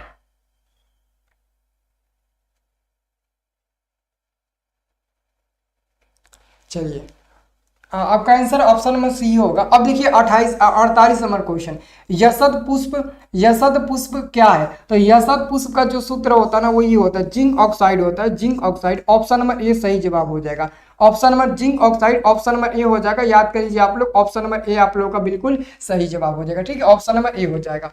अगला प्रश्न देखिए आप लोग, आपका अगला प्रश्न आता है 49 नंबर क्वेश्चन है, ऑक्सीजन की संयोजकता। ऑक्सीजन की संयोजकता क्या होती है। ऑक्सीजन की संयोजकता कभी सोडियम का पूछ देता है, अलग अलग चीज का आपको आप लोगों से पूछ दिया जाता है। तो याद रखिएगा ऑक्सीजन की संयोजकता क्या होती है, 2 होती है, 2 होती है, यानी कि सी नंबर आपका बिल्कुल सही जवाब हो जाएगा।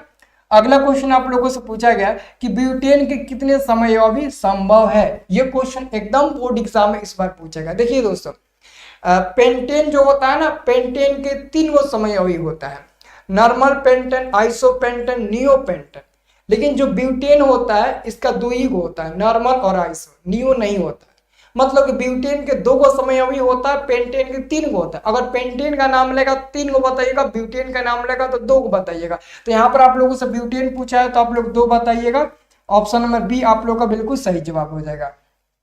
अगला क्वेश्चन 51 नंबर है, अमोनिया के अणु में नाइट्रोजन एवं हाइड्रोजन के परमाणुओं की संख्या का अनुपात क्या होता है। तो अमोनिया जो होता है वो होता है दोस्तों NH3 होता है, और NH3 में पहले नाइट्रोजन पूछा है, तो नाइट्रोजन में 1 परमाणु और अनुपात, हाइड्रोजन में 3, तो 1:3 आंसर होगा, जो कि ऑप्शन नंबर यहाँ पर आपको डी नंबर में दिया गया है। तो डी नंबर वाला आप लोगों का बिल्कुल करेक्ट उत्तर हो जाएगा। डी नंबर वाला क्या हो जाएगा, आप लोगों का बिल्कुल करेक्ट उत्तर हो जाएगा। यहाँ पे देख लीजिए डी नंबर में दिया गया है।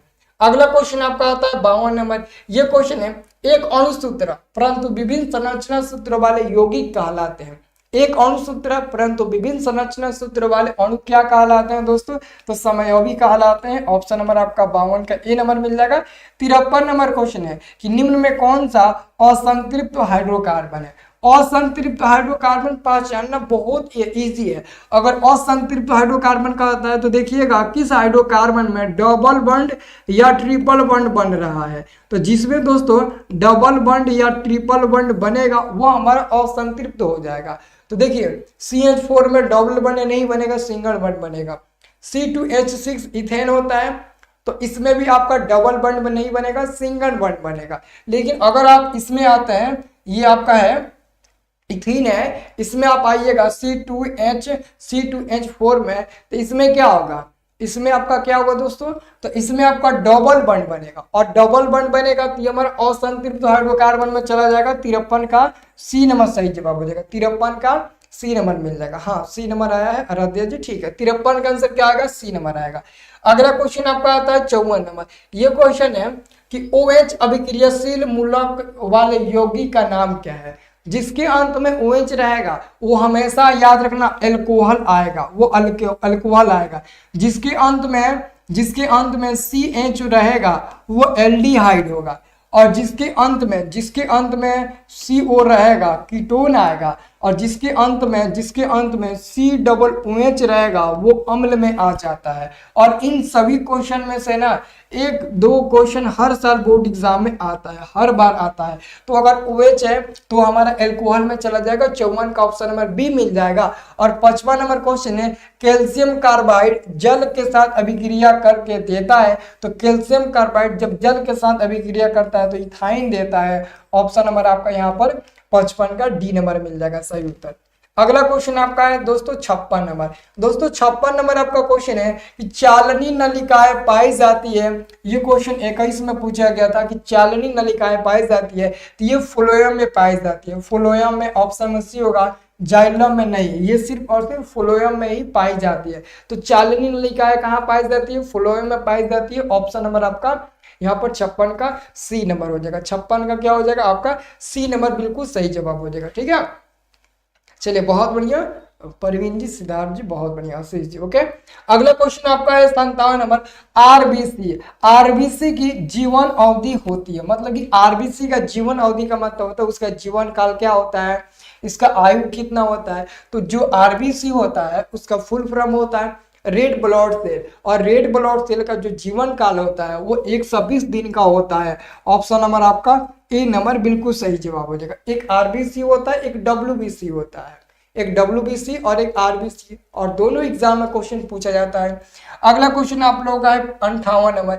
ये क्वेश्चन है कि पौधे में भोजन किस रूप में जमा होता है? पौधे में भोजन किसके रूप में जमा होता है? तो स्टार्च के रूप में जमा होता है। 58 का आंसर सी नंबर मिल जाएगा, स्टार्च के रूप में जमा होता है। किसके रूप में? स्टार्च के रूप में जमा होता है। आंसर आपका सी नंबर बिल्कुल सही जवाब मिल जाएगा। ठीक है, अगला क्वेश्चन आप लोग दोस्तों देखिए 59 नंबर।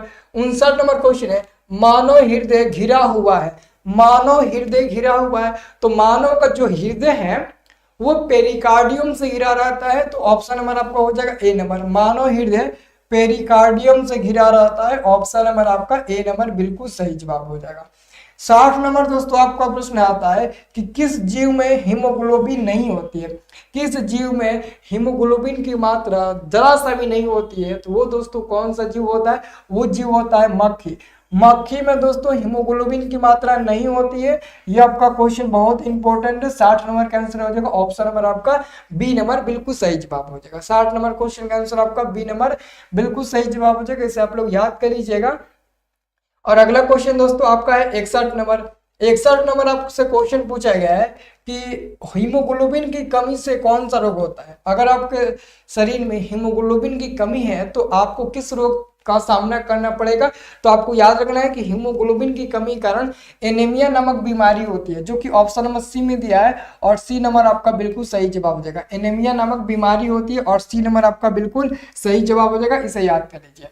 62 नंबर दोस्तों आपका क्वेश्चन है कि ऑक्सीजन का वाहक कौन है? ऑक्सीजन का वाहक कौन होता है? ऑक्सीजन का वाहक मतलब समझते हो ना, ऑक्सीजन का वाहक, तो ऑक्सीजन का वाहक आरबीसी ही होता है। आरबीसी सी नंबर हो जाएगा। आरबीसी मतलब कि रेड ब्लड सेल, इसको हिंदी में बोला जाता है लाल रक्त कोशिकाएं, बोला जाता है ना हिंदी में लाल रक्त कोशिकाएं। डब्ल्यूबीसी को बोला जाता है कि श्वेत रक्त कोशिकाएं, और हिंदी में ये बोला जाता है, फुल फॉर्म ये होता है, इंग्लिश में इसका नाम आप लोग जान गए। तो आंसर आपको याद रखना है क्या हो जाएगा? 62 का सी नंबर मिल जाएगा। ठीक है, चंदन जी, चलिए बहुत बढ़िया चंदन जी, बहुत बढ़िया, मेहनती लड़का जी। आरबीसी बबली तिवारी राजा, चलिए बहुत बढ़िया। सत्यम, प्रणाम सर जी। प्रिया मल्होत्रा जी, जी नमस्ते। चलिए अगला क्वेश्चन हम आपको बताने वाले हैं 63 नंबर। दोस्तों 63 नंबर क्वेश्चन है पौधे में श्वसन होता है। इसका आंसर आप लोग कभी गलती मत करिएगा। पौधे में श्वसन कहाँ होता है? ऑप्शन दोस्तों जड़ में, पत्तियों में, तना में, या फिर इनमें से कहीं, इनमें से सभी में। पौधों में सर, हाँ क्या नाम है?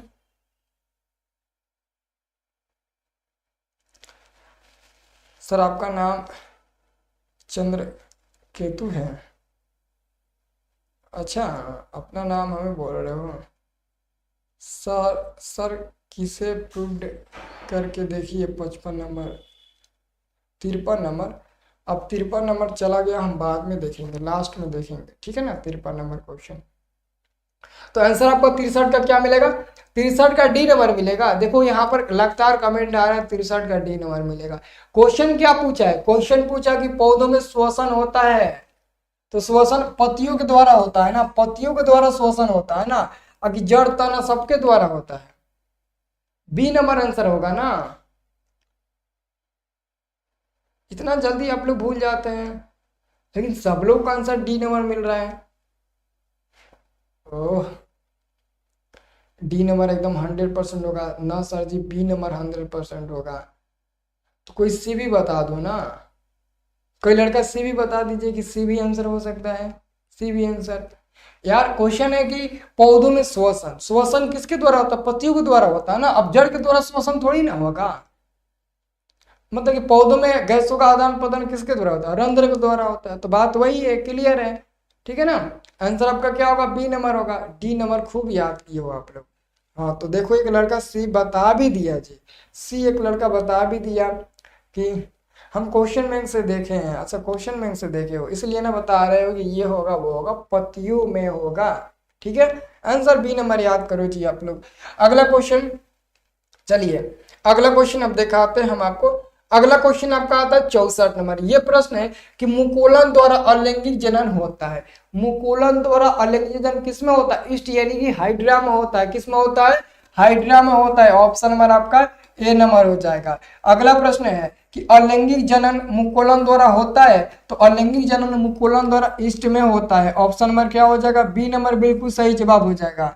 क्या हो जाएगा? बी नंबर आप लोगों का बिल्कुल सही जवाब हो जाएगा। यहाँ पर आप लोग याद कर लीजिए, आपका आंसर मिल जाएगा 65 का बी नंबर। 66 नंबर क्वेश्चन देखिए कि निम्न में कौन मानव मादा जनतंत्र का भाग नहीं है? तो वो आपका हो जाएगा शुक्रवाहिका। सी नंबर आपका सही जवाब हो जाएगा शुक्रवाहिका। और आपका 67 नंबर क्वेश्चन है कि पराकोष में होते हैं, तो पराकोष में क्या पाया जाता है? पराकण पाया जाता है। इस क्वेश्चन को तो पूछो मत, एकदम थेथर क्वेश्चन है। ये क्वेश्चन क्या है? एकदम थेथर है। थेथर मतलब कि हर बार आता है, तो हर बार आता है और आप लोग नहीं ठीक लगाते हो। सब लोग याद कर लो, अगर पराकण में पराकण किसके अंदर पाया जाता है? तो पराकोष के अंदर। पराकोष में क्या पाया जाता है? तो पराकण पाया जाता है। दोनों क्वेश्चन उल्टा पुल्टा करके आप लोगों से पूछेगा और आप लोग गलती मत करना, बिल्कुल आप लोग सही करके आना, ठीक है। तो आंसर आपका 67 का डी नंबर मिल जाएगा। चलिए अगला क्वेश्चन हम आपको दिखाते हैं 68 नंबर। दोस्तों 68 नंबर क्वेश्चन आपका आता है, बढ़िया से आप लोग समझना। इधर का कुछ क्वेश्चन है जो कि अति आवश्यक है, बहुत ज्यादा इंपॉर्टेंट क्वेश्चन है। क्वेश्चन है कि माँ के रुधिर से पोषण मिलता है, तो माँ के रुधिर से पोषण मिलता है आपको बताना है। तो भ्रूण को मिलता है, किसको मिलता है? भ्रूण। ऑप्शन नंबर आपका 68 का ए नंबर बिल्कुल सही जवाब हो जाएगा। और इसका आंसर तो सबको पता होगा, बोलो पता है कि नहीं पता है? मानव मादा में गर्भकाल का समय होता है। मानव मादा में गर्भकाल का समय कितना होता है बताइए? तो 9 माह, 10 माह, 12 माह, 8 माह। जल्दी से बताइए 69 नंबर क्वेश्चन का आंसर आप क्या बताना चाहेंगे? थोड़ा हम भी देख ले कितना पढ़ने में तेज हो आप लोग, ठीक है। चलिए 68 का तो आंसर आ गया। 69 नंबर क्वेश्चन, मानव मादा में गर्भकाल का जो समय होता है वो कितने समय होता है, कितना होता है? सभी लोग बताइएगा, जल्दी से बताइए सभी लोग, ठीक है ना। सभी लोग जल्दी से बताइए। आंसर मिल गया ए नंबर, ए नंबर, ए नंबर, ए नंबर। चलिए कोई ऐसा तो लड़का ना रहा जो कि कहेगा ना सर जी इसका आंसर ये होगा। सबको पता होना चाहिए कि जो गर्भकाल का समय होता है वो 9 महीने का होता है, मतलब कि 9 माह यानी कि 9 माह का होता है, ठीक है ना। 9 माह यानी कि 9 महीने के बाद बच्चे का जन्म होता है। आपको पता है ना कि हमारी माँ हम लोगों को पेट में 9 महीना पालती है ना। तो आपको याद रखना है कि ऑप्शन नंबर आपका ए नंबर बिल्कुल सही जवाब हो जाए। इस सब क्वेश्चन आने वाला क्वेश्चन है, इसको याद रखना। अब ये क्वेश्चन देखिए 70 नंबर क्वेश्चन है, ऋतुस्राव या रजोधर्म का समय क्या होता है? अब बहुत लोग नहीं समझ पाएंगे कि ऋतुस्राव और रजोधर्म क्या होता है, तो मैं आपको समझा देना चाहता हूं कि क्वेश्चन पूछा है 70 नंबर के ऋतुस्राव यानी कि रजोधर्म का जो समय होता है वो क्या होता है। दोस्तों इसको हम लोग मासिक चक्र भी बोलते हैं। क्या बोलते हैं दोस्तों? इसको हम लोग मासिक चक्र भी बोलते हैं, ठीक है।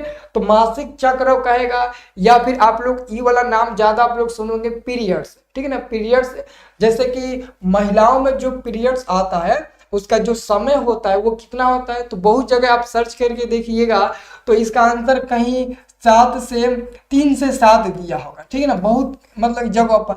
लेकिन आप बुक में देखोगे तो एक्यूरेट दिया होगा 2 से 8 दिया होगा, 2 से 8 दिया होगा। अगर थोड़ा सा भी मिस करते हैं तो 3 से 9 चला जाता है, जबकि दोस्तों 8 से ऊपर नहीं जाता है। भले 6-7 तक रह जाएगा लेकिन 8 से ऊपर नहीं जाएगा। लेकिन ये जो समय चल रहा है ना वर्तमान समय, इसमें कुछ भी हो सकता है, ठीक है। तो आंसर आपको याद रखना है, ऑप्शन नंबर ए आपका बिल्कुल सही जवाब हो जाएगा। 70 का ए नंबर आपका बिल्कुल सही जवाब है। सी नंबर नहीं होगा, 4 से 10 दिन नहीं होगा, ए नंबर होता है, हाँ 2 से 8 दिन तक का होता है। Good, very good. और अगला क्वेश्चन आपका है 71 नंबर कि बीज विकसित होता है, बीज जो होता है वो विकसित होता है। तो बीज कहाँ से विकसित होता है? बीजांड से होता है। ऑप्शन नंबर आपका डी नंबर बिल्कुल सही जवाब हो जाएगा। बीज कहाँ से विकसित होता है? बीजांड से विकसित होता है। आपका 71 नंबर क्वेश्चन का आंसर हो जाएगा डी नंबर बिल्कुल सही जवाब हो जाएगा, इसे याद कर लीजिए। अगला क्वेश्चन आपका आएगा 72 नंबर। दोस्तों 72 नंबर क्वेश्चन है कि निम्नलिखित में से लैंगिक जनन संचारित रोग कौन सा है। ये क्वेश्चन दोस्तों ऑलरेडी 22-23 में पूछा है लेकिन 24 में नहीं पूछा है, तो 25 में तो ये क्वेश्चन कोई रोक सकता है कि नहीं पूछेगा, एकदम पक्का पूछेगा, और वो भी प्रथम पाली में। तो याद कर लीजिए कि लैंगिक जनन संचारित रोग कौन सा है। तो एक एड्स होता है, एड्स के साथ साथ दोस्तों सुजाक भी होता है। तो आंसर आपका हो जाएगा डी नंबर, क्योंकि डी नंबर में दिया है बी और सी दोनों होगा, और बिल्कुल होगा, सुजाक भी होगा और एड्स भी होगा। ये दोनों दोस्तों संचारित रोग होते हैं। तो आंसर आपका हो जाएगा बी और सी दोनों हो जाएगा। हाँ 72 का डी नंबर मिलेगा, ठीक है। अगला क्वेश्चन आपका 73 नंबर है कि जनन कितने प्रकार के होते हैं। ये क्वेश्चन पूछा जनन कितने प्रकार के। तो जनन तो 2 ही प्रकार का होता है, एक होता है लैंगिक जनन, एक होता है अलैंगिक जनन। तो जनन कितने प्रकार के होते हैं? जनन 2 प्रकार के होते हैं। ऑप्शन नंबर ए में दे दिया है 2 प्रकार के होते हैं, आंसर ठीक लगा दीजिए। अगला क्वेश्चन 74 नंबर है, मानव में नर जनन ग्रंथि कहलाता है। तो मानव में नर जनन, नर मतलब क्या होता है? पुरुष, यानी कि वृषण कहलाएगा। ऑप्शन नंबर आपका क्या होगा? ऑप्शन नंबर आपका ए नंबर बिल्कुल सही जवाब हो जाएगा। ऑप्शन नंबर ए आपका बिल्कुल सही जवाब हो जाएगा। 75 नंबर क्वेश्चन है, भ्रूण का विकास होता है। भ्रूण का विकास कहाँ पर होता है? अंडाशय में, योनि में, गर्भाशय में, या फिर फैलोपियन ट्यूब में। ट्यूब मतलब होता है नलिका। तो बताइए भ्रूण का विकास कहाँ होता है? गर्भाशय में होता है ना। आंसर क्या होगा? 75 का सी नंबर मिल जाएगा। क्या मिल जाएगा?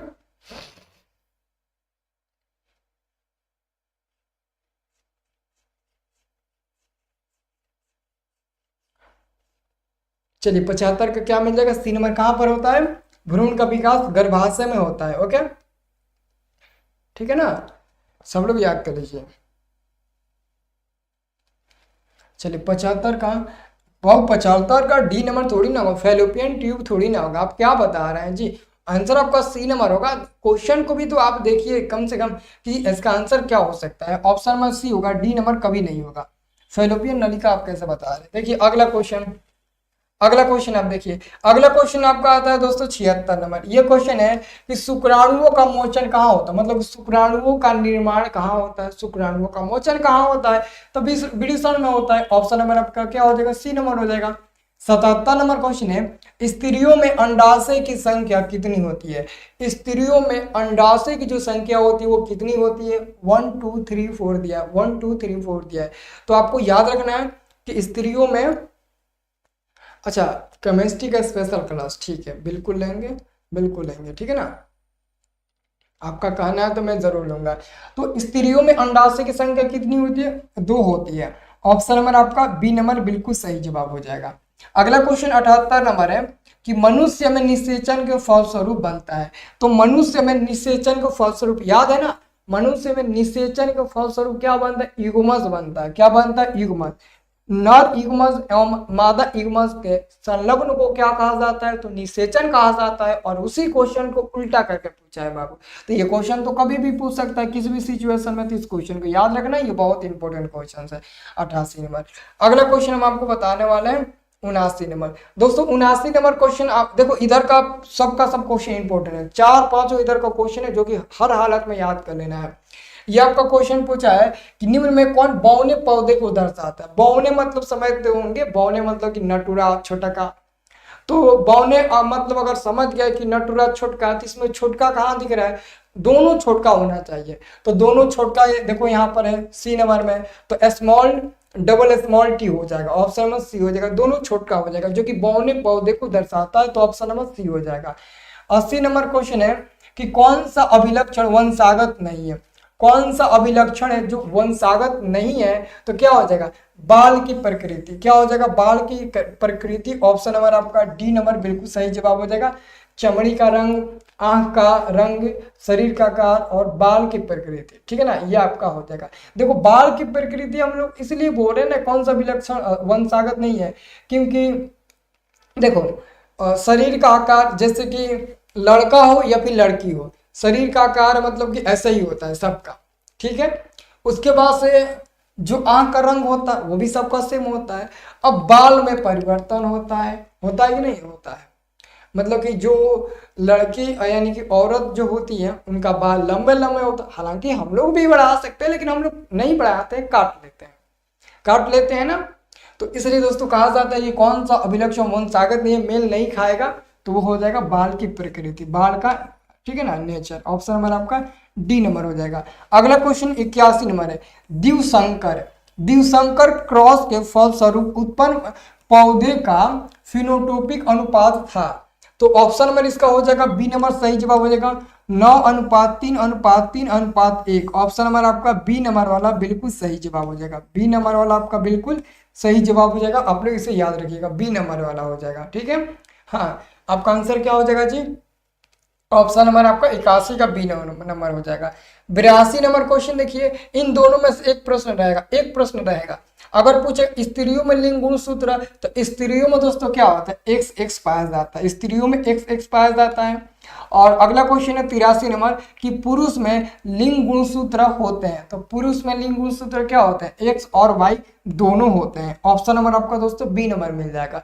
दोस्तों अभी हाल फिलहाल में आप लोग यूट्यूब पर वीडियो देखे होंगे या फिर सुने भी होंगे कि आने वाला समय में अब हमारे इस धरती पर बच्चे नहीं पैदा होंगे, मतलब कि लड़के नहीं पैदा होंगे, अब पैदा होंगी तो सिर्फ और सिर्फ लड़कियां ही पैदा होंगी, मतलब कि लड़कों की संख्या नहीं होगा, अब खाली लड़की की संख्या होगा।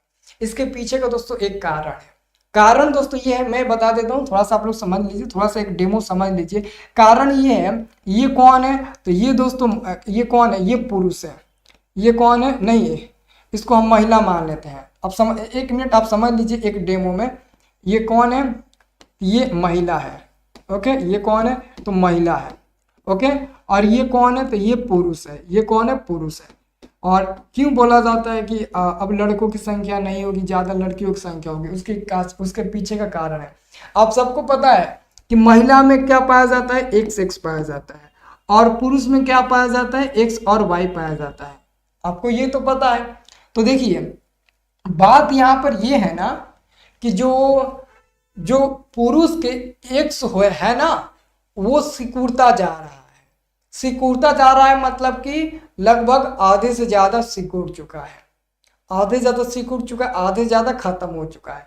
इसलिए कहा जाता है कि जब पुरुष में एक्स खत्म हो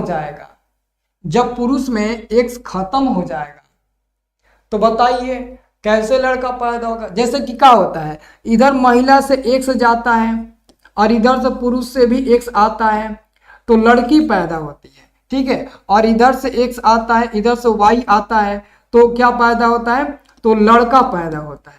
लेकिन जब दोस्तों इधर से वाई खत्म हो रहा है ना, सिर्फ मैंने गलती बता दिया, उल्टा मैंने बता दिया, इसकी संख्या खत्म हो रही है, वाई की संख्या खत्म हो रही है, वो भी पुरुष में। तो जब पुरुष में वाई खत्म हो जाएगा तो पुरुष में एक्स बचेगा और महिला में एक्स एक्स बचेगा, तो कोनो भी आएगा लड़की पैदा होगी।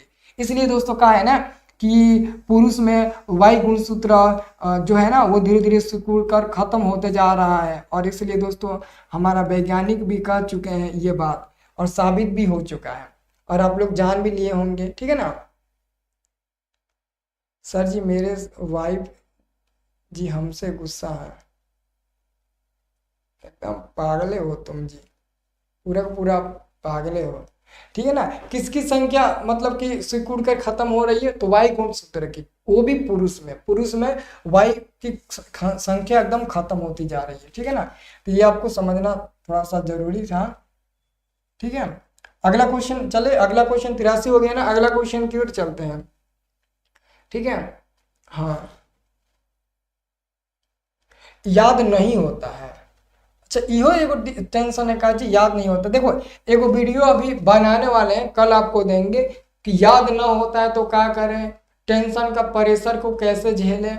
ठीक है, और कोई भी क्वेश्चन आपको बताता है तो बहुत लोग ऐसे ही छोड़ देते हैं समझ कर कि ये पूछेगा कि नहीं पूछेगा, इसी में लोग कंफ्यूज हो जाते हैं। तो आपको टेंशन नहीं लेना है, उस पर एगो वीडियो हम बहुत जल्द बनाने वाले हैं। ये क्वेश्चन देखिए, निम्नलिखित में किस तत्व में संयोजी इलेक्ट्रॉनों की संख्या अधिकतम होती है? तो वो होता है दोस्तों आपका फास्फोरस होता है, यानी कि पी होता है, जिसकी परमाणु संख्या कितना होता है, तो 15 होता है। तो आपको याद रखना है, आपका आंसर हो जाएगा सी नंबर वाला। अगला क्वेश्चन आपका है 85 नंबर कि आधुनिक आवर्त सारणी में, आधुनिक आवर्त सारणी में कौन सा आवर्त अभी तक अधूरा है? आधुनिक आवर्त सारणी में जब आप लोग आवर्त नंबर 7वें में जाइएगा तो वो अधूरा है, पूरा का पूरा क्या है, खाली है, अपूर्ण है, अधूरा है। ऑप्शन नंबर आपका दोस्तों डी नंबर बिल्कुल सही जवाब हो जाएगा, वो पूरा पूरा खाली है। ठीक है ना, सर दिखाई नहीं दे रहा है। अच्छा चलिए, आंसर आपको याद हो जाना चाहिए, आंसर आपका 85 का डी नंबर मिल जाएगा। 86 नंबर आपका क्वेश्चन है, याद कर लीजिए कि आधुनिक आवर्त सारणी में 36 कतारें निम्नलिखित में से क्या कहलाती है? तो आधुनिक आवर्त सारणी में 36 कतारों की अगर संख्या पूछेगा तो 36 कतारों की जो संख्या होती है वो 7 होती है, और 36 कतारों को हम लोग आवर्त के नाम से जानते हैं। 86 का ऑप्शन नंबर ए सही जवाब हो जाएगा। और 87 नंबर क्वेश्चन है, मेंडलीव के आवर्त नियम में तत्वों के वर्गीकरण का आधार क्या है? अगर यहाँ पर दोस्तों मेंडलीव का सिर्फ नाम ले लेगा तो परमाणु द्रव्यमान हो जाएगा, लेकिन अगर मेंडलीव के हटाकर आधुनिक नाम दे देगा तो परमाणु संख्या हो जाएगा। इसलिए मेंडलीव के आवर्त नियम में तत्वों के वर्गीकरण का आधार क्या है, तो परमाणु द्रव्यमान। ऑप्शन नंबर आपका डी नंबर वाला सही जवाब हो जाएगा, डी नंबर वाला। ठीक है, अगला आपका क्वेश्चन देखिए दोस्तों क्या है, अगला क्वेश्चन आप देखिए, अगला क्वेश्चन आपका है 88 नंबर। 88 नंबर आप लोग का क्वेश्चन है कि निम्नलिखित में से कौन अक्रिय गैस है? अक्रिय गैस कौन सा होता है? तो देखिए ऑप्शन नंबर बी हो जाएगा हीलियम। हीलियम आपका अक्रिय गैस होता है, हीलियम का संकेत होता है He, और ये हीलियम ग्रुप 18 का तत्व है। ये हीलियम कहाँ का तत्व है? तो हीलियम ग्रुप 18 का तत्व है, इसे आप लोग को याद रखना है। हीलियम कहाँ का तत्व है? ग्रुप 18 का तत्व है। और अगला क्वेश्चन है 89 नंबर कि पोटेशियम के 72 सेल में कितने इलेक्ट्रॉन विद्यमान है? पोटेशियम क्या होता है? के होता है। और पोटेशियम कहाँ पर होता है? आर्गन 18, पोटेशियम 19 होता है ना। तो आप देख लीजिए पोटेशियम कितना हो जाएगा आपका, 19 हो जाएगा। तो 19 में क्या होता है, लास्ट में कितना होता है, देख लीजिए 2, 8, 8 और 1 होता है, तो लास्ट में एक ही बचेगा। तो आपका आंसर क्या हो जाएगा, एक ही हो जाएगा। 89 का ऑप्शन नंबर ए मिल जाएगा, एक मिल जाएगा, एक मिल जाएगा। ठीक है, याद कर लीजिए। अगला क्वेश्चन आपका 90 नंबर है, सोना की परमाणु संख्या। जो सोना होता है, देखो सोना का संकेत होता है AU होता है, और इसका परमाणु संख्या कितना होता है? परमाणु संख्या 79 होता है, यानी कि 7, 9, 79। ऑप्शन नंबर ए आपका सही जवाब हो जाएगा 90 का। 90 का आपका ऑप्शन नंबर क्या हो जाएगा? चलिए, हाँ, एक लड़का का कमेंट करना, लॉन्ग वीडियो से याद नहीं। अच्छा, लॉन्ग वीडियो मतलब जो सब्जेक्टिव क्वेश्चन है वो याद नहीं होता है, आपका ये प्रश्न है ना। अच्छा चलिए, अगला क्वेश्चन आपका है, अगला क्वेश्चन देखिए आपका आता है दोस्तों, अगला क्वेश्चन 91 नंबर। 91 नंबर आप लोग का क्वेश्चन है दोस्तों कि किस लेंस द्वारा उत्पन्न आवर्धन का SI मात्रक क्या है? किसी लेंस के द्वारा, किसी भी लेंस के द्वारा। ये क्वेश्चन हर बार बोर्ड एग्जाम में आता है, देख लीजिए 19, 21, 22 सब में पूछा है। तो किसी भी लेंस के आवर्धन का SI मात्रक क्या होता है? तो लेंस का आवर्धन क्या होता है? M बराबर V/U होता है। V क्या होता है? वस्तु की दूरी, प्रतिबिंब की दूरी, और बटा में वस्तु की दूरी। दोनों मीटर में या तो सेंटीमीटर में होगा। जब दोनों आपस में कट जाएगा तो उसका कोई मात्रक नहीं बचेगा, वो मात्रक विहीन कहलाएगा। ऑप्शन नंबर क्या हो जाएगा? डी नंबर हो जाएगा। डी नंबर मतलब कि मात्रक विहीन का मतलब होता है उसका कोई भी मात्रक नहीं होगा, वो यूनिट लेस होगा। डी नंबर आपका आंसर बिल्कुल सही जवाब हो जाएगा। ठीक है, चलिए एक आपका नमस्ते, चलिए नमस्ते जी, नमस्ते। एक आपका सर मेला घूमने नहीं गए, अब आप लोग जाने दीजिएगा तो हम जरूर जाएंगे। ठीक है, चलिए ये क्वेश्चन देखिए, 92 नंबर कि निम्न में किस लेंस की फोकस दूरी धनात्मक होती है। ये क्वेश्चन का आंसर क्या होगा, धनात्मक फोकस दूरी क्या होती है, किस लेंस की फोकस दूरी धनात्मक होती है, तो उत्तल लेंस की। यहाँ पर लेंस में पूछा है तो ऑप्शन नंबर बी हो जाएगा। यानी कि 92 को क्वेश्चन बताएं तो 92 क्वेश्चन में से कितना क्वेश्चन आपको पता है, कितना क्वेश्चन का आंसर आप दे सकते थे, आप एक बार कमेंट करके बता दीजिए कितना क्वेश्चन आपको पहले से पता था 92 को क्वेश्चन में से। और अभी 8:30 बजे आप लोग का डिमांड था कि सर साइंस का सब्जेक्टिव क्वेश्चन बता दीजिए एग्जाम में लड़ने वाला। एक बात दोस्तों हकीकत बताए, हम किसी भी सब्जेक्ट का बहुत कम सब्जेक्टिव बताते, लेकिन याद रहे जिस दिन आपको जिस सब्जेक्ट का सब्जेक्टिव क्वेश्चन मिलेगा वीडियो, समझ जाना वो एकदम खास है हमारे लिए वीडियो, क्योंकि आपको पता है हम पूरा गहराई से दिल से पूरा सोच समझ कर पूरा दिमाग लगा कर क्वेश्चन को गेस करके वही बताते हैं जो कि लड़ जाए एग्जाम में। आप लोग हमारा जब टेलीग्राम चैनल ज्वाइन करिएगा ना तो हमारा 2022 वाला आपको दिखेगा गेस क्वेश्चन लड़ा हुआ। उस समय हम कॉपी पर गेस लिख कर दिए थे। फिजिक्स का हमको याद है अभी तक, फिजिक्स का 7 वो क्वेश्चन दिए थे, उसमें से 5 वो क्वेश्चन 2 नंबर वाला हूबहू लड़ गया, 7 को में 5 लड़ गया। ये कोई आज तक गेस ऐसा करके संभव बना सकता है, कोई नहीं संभव बना सकता है। 7 को क्वेश्चन तो और इसमें से 5 को क्वेश्चन पूछ ही दे एग्जाम में, ऐसा कोई नहीं कर सकता है मेरे अलावा। ऑलरेडी प्रूफ है मेरे पास, तो आप जरूर आप कहिएगा तो मैं दिखा दूंगा, वो पेपर लेकर एक दिन दिखा दूंगा। सबसे सुंदर है कि मैं आज रात में ओपन करूंगा, वो भी ओपन करूंगा पेपर 2022 का, और जो मैं गेस दिया था वो भी ऑलरेडी मेरे पास है, ऑलरेडी शायद आप लोगों के पास मैं भेजा भी, ठीक है ना, तो वो भी आप लोग देख लीजिएगा। 55 को और बहुत कम ही याद था आप लोगों को। 92 में 83, 87 सही हो। अच्छा 87 को, ये तो बहुत बढ़िया है जी, 87 को।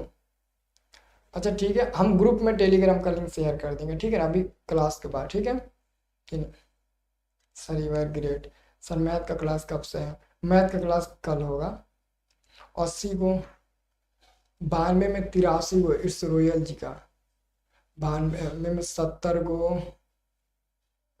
चलिए बहुत बढ़िया। लॉन्ग वीडियो सर, हाँ लॉन्ग वीडियो 8:30 बजे, मतलब कि सब्जेक्टिव क्वेश्चन का साइंस का, फिजिक्स केमिस्ट्री बायोलॉजी, ये नहीं कि केवल फिजिक्स से केवल केमिस्ट्री बताएंगे, फिजिक्स केमिस्ट्री बायोलॉजी तीनों का इंपॉर्टेंट क्वेश्चन लड़ने वाला बता रहे हैं 8:30 बजे।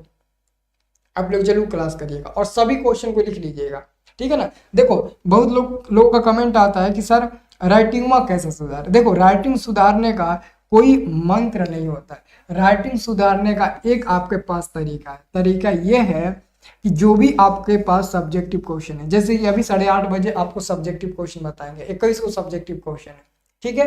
तो आप क्या करिए कि ज़्यादा देर का तो वीडियो नहीं है, 3-4 घंटा का वीडियो नहीं है कि आप देखेंगे, 25 से 26 मिनट का वीडियो है। तो क्या करिएगा, 2 पेन लीजिएगा, एक ब्लैक पेन लीजिएगा, एक ब्लू पेन लीजिएगा। तो क्वेश्चन को क्या करिएगा, ब्लैक पेन से लिख लीजिएगा और आंसर ब्लू पेन से लिखिएगा, और साथ साथ में लिखिएगा। और जब भी लिखिएगा ना तो बोल बोल कर लिखिएगा। अगर आप बोल बोल कर लिखेंगे तो लिखते समय आधा याद हो जाएगा, और उसके बाद से जब लिखेंगे ना तो आपका प्रैक्टिस रहेगा कि हमारा राइटिंग खराब है तो सोचना और कोशिश करना कि इस पेज में हम लिख रहे हैं तो इस पेज में कहीं भी मेरे से गलती ना हो, तो एकदम सुंदर सुंदर बना बना कर लिखना, ठीक है। राइटिंग आपका सुधरेगा। राइटिंग कब सुधरता है, जितना तुम लिखो, जितना ज्यादा लिखोगे उतना ही आपका राइटिंग सुधरेगा। अब कोई तरीका नहीं होता कि तुम राइटिंग को कॉलम ऐसे पकड़ो या फिर ऐसे पकड़ो और ऐसे लिखो तब आपका राइटिंग सुधरेगा, ऐसा दोस्तों मायने नहीं है, क्योंकि हर इंसान अलग तरीका से पेन को पकड़ता है। मैं ऐसे पकड़ता हूँ, बहुत लोग ऐसे पकड़ते हैं, बहुत लोग लतरा से लिखते हैं, मतलब कि अलग अलग तरीके से आप लोग पेन पकड़ते हो, लेकिन फिर भी बहुत लोगों का राइटिंग बहुत अच्छा है। तो वो उस पर डिपेंड नहीं होता, वो प्रैक्टिस पर डिपेंड होता है, ठीक है ना। तो आप लोग जितना लिखिएगा उतना आपका राइटिंग सुधरेगा। तो राइटिंग सुधारने का यही एक आपके पास तरीका है, ठीक है ना। तो आप सभी क्वेश्चन को अच्छे से लाइन बाय लाइन एकदम लिख लीजिएगा कॉपी में, और लिख कर देखो, याद अगर नहीं होगा ना तो बहुत लोग का ये भी कंप्लेन आता है सर क्वेश्चन याद नहीं होता। अगर क्वेश्चन नहीं याद होता है तो एक समय बताते हैं, अभी आपके पास कम समय है तो थोड़ा मेहनत करिए। आप 4 बजे उठ जाइए, 4 से 5 अगर आप ट्यूशन कोचिंग जाते होंगे तो उससे 1 घंटा पहले उठ जाओ, और 1 घंटा जैसे कि मानते हैं 5 बजे ट्यूशन कोचिंग जाना है आपको, तो आप 4 बजे उठ जाइए, और 4 से 5 या फिर 4 से सबसे बढ़िया 4 से 4:45 तक आप क्या करो, 4 से 4:45 तक इतना तक आप 20 क्वेश्चन को ले लो। जैसे कि अभी मैं जो क्वेश्चन दिया आज इस टाइम लिख लो और आधा माधा याद हो जाएगा, सुबह उठकर उसको रिवीजन कर लेना, एक बार आपका याद हो जाएगा वो क्वेश्चन पक्का। तो ये आपके पास एक मूल मंत्र है कि उस क्वेश्चन को आप बेहतरीन ढंग से याद कर सकते हो, ठीक है ना। ये आपके पास एक टाइम है, ठीक है ना। ज्यादा क्वेश्चन याद पता है कब होता है? सुबह के ही समय में होता है, क्योंकि सुबह में जब सोकर उठते हैं तो पूरा माइंड एकदम फ्रेश हो जाता है, कोई भी थॉट्स हम लोग के अंदर नहीं आती है, या फिर अलग इधर उधर की बातें नहीं आती है, दिमाग में नहीं घूमती है, पूरा दिमाग खाली रहता है और जो कुछ याद करते हैं फटाफट सेट हो जाता है। तो उस समय और रात के समय में, यानी कि इस समय रात के समय में अगर आपको कुछ याद करना है और याद करने की कोशिश करिएगा तो बिल्कुल नहीं याद होगा। लेकिन हाँ, अगर आप रात के समय में जितना रात तक आप मैथ को सॉल्व करिए उतना ही आपका दिमाग डेवलप करेगा। तो जितना रात हो जाए उतना रात मैथ को बनाते रहिए और सुबह में उठकर आप क्वेश्चन को याद करिए, 2 नंबर वाला 5 नंबर वाला, ठीक है, बिल्कुल याद होगा। और दोपहर का समय में रिवीजन करिए। बहुत लोगों का कंप्लेन आया है कि सर निबंध कैसे लिखना है वो बता दीजिए। चलो उस पर भी वीडियो आज रात में बनाएंगे कि निबंध कैसे लिखना है, ठीक है। हर चीज़ का आप कमेंट करके बताइएगा किस किस पर वीडियो चाहिए, मैं उस पर आपको वीडियो बनाकर जरूर दूंगा, ठीक है। ओके, अगर और कुछ भी आप लोगों को पूछना है हमसे, ठीक है ना। चलिए सर, उसमें VBI सब्सक्राइब कितना रहेगा? सब्जेक्टिव VBI 20 को रहेगा, सब्जेक्टिव 20 को रहेगा, ठीक है ना। 20 को आपको VBI सब्जेक्टिव रहेगा, आपको टेंशन लेने की जरूरत नहीं है, ठीक है ना। Thank you so much sir. और कुछ पूछना है तो आप पूछ सकते हैं। हाँ सर, क्लास खत्म हो गया जी, बिल्कुल सर। 3 बजे उठते हैं? अच्छा 3 बजे उठ जाते हो, तो लगता है कि 3 बजे पक्का, तब तो और बहुत मस्त है, ठीक है। चलिए बहुत बढ़िया। ओके, तो मिलते हैं 8:30 बजे, 8:30 बजे मिलते हैं आप लोगों के साथ। 8:30 बजे आप सब लोग जरूर आइएगा, 8:30 बजे हम आप लोग के साथ मिलेंगे। 8:30 बजे आप सभी लोग जरूर आइएगा, ठीक है।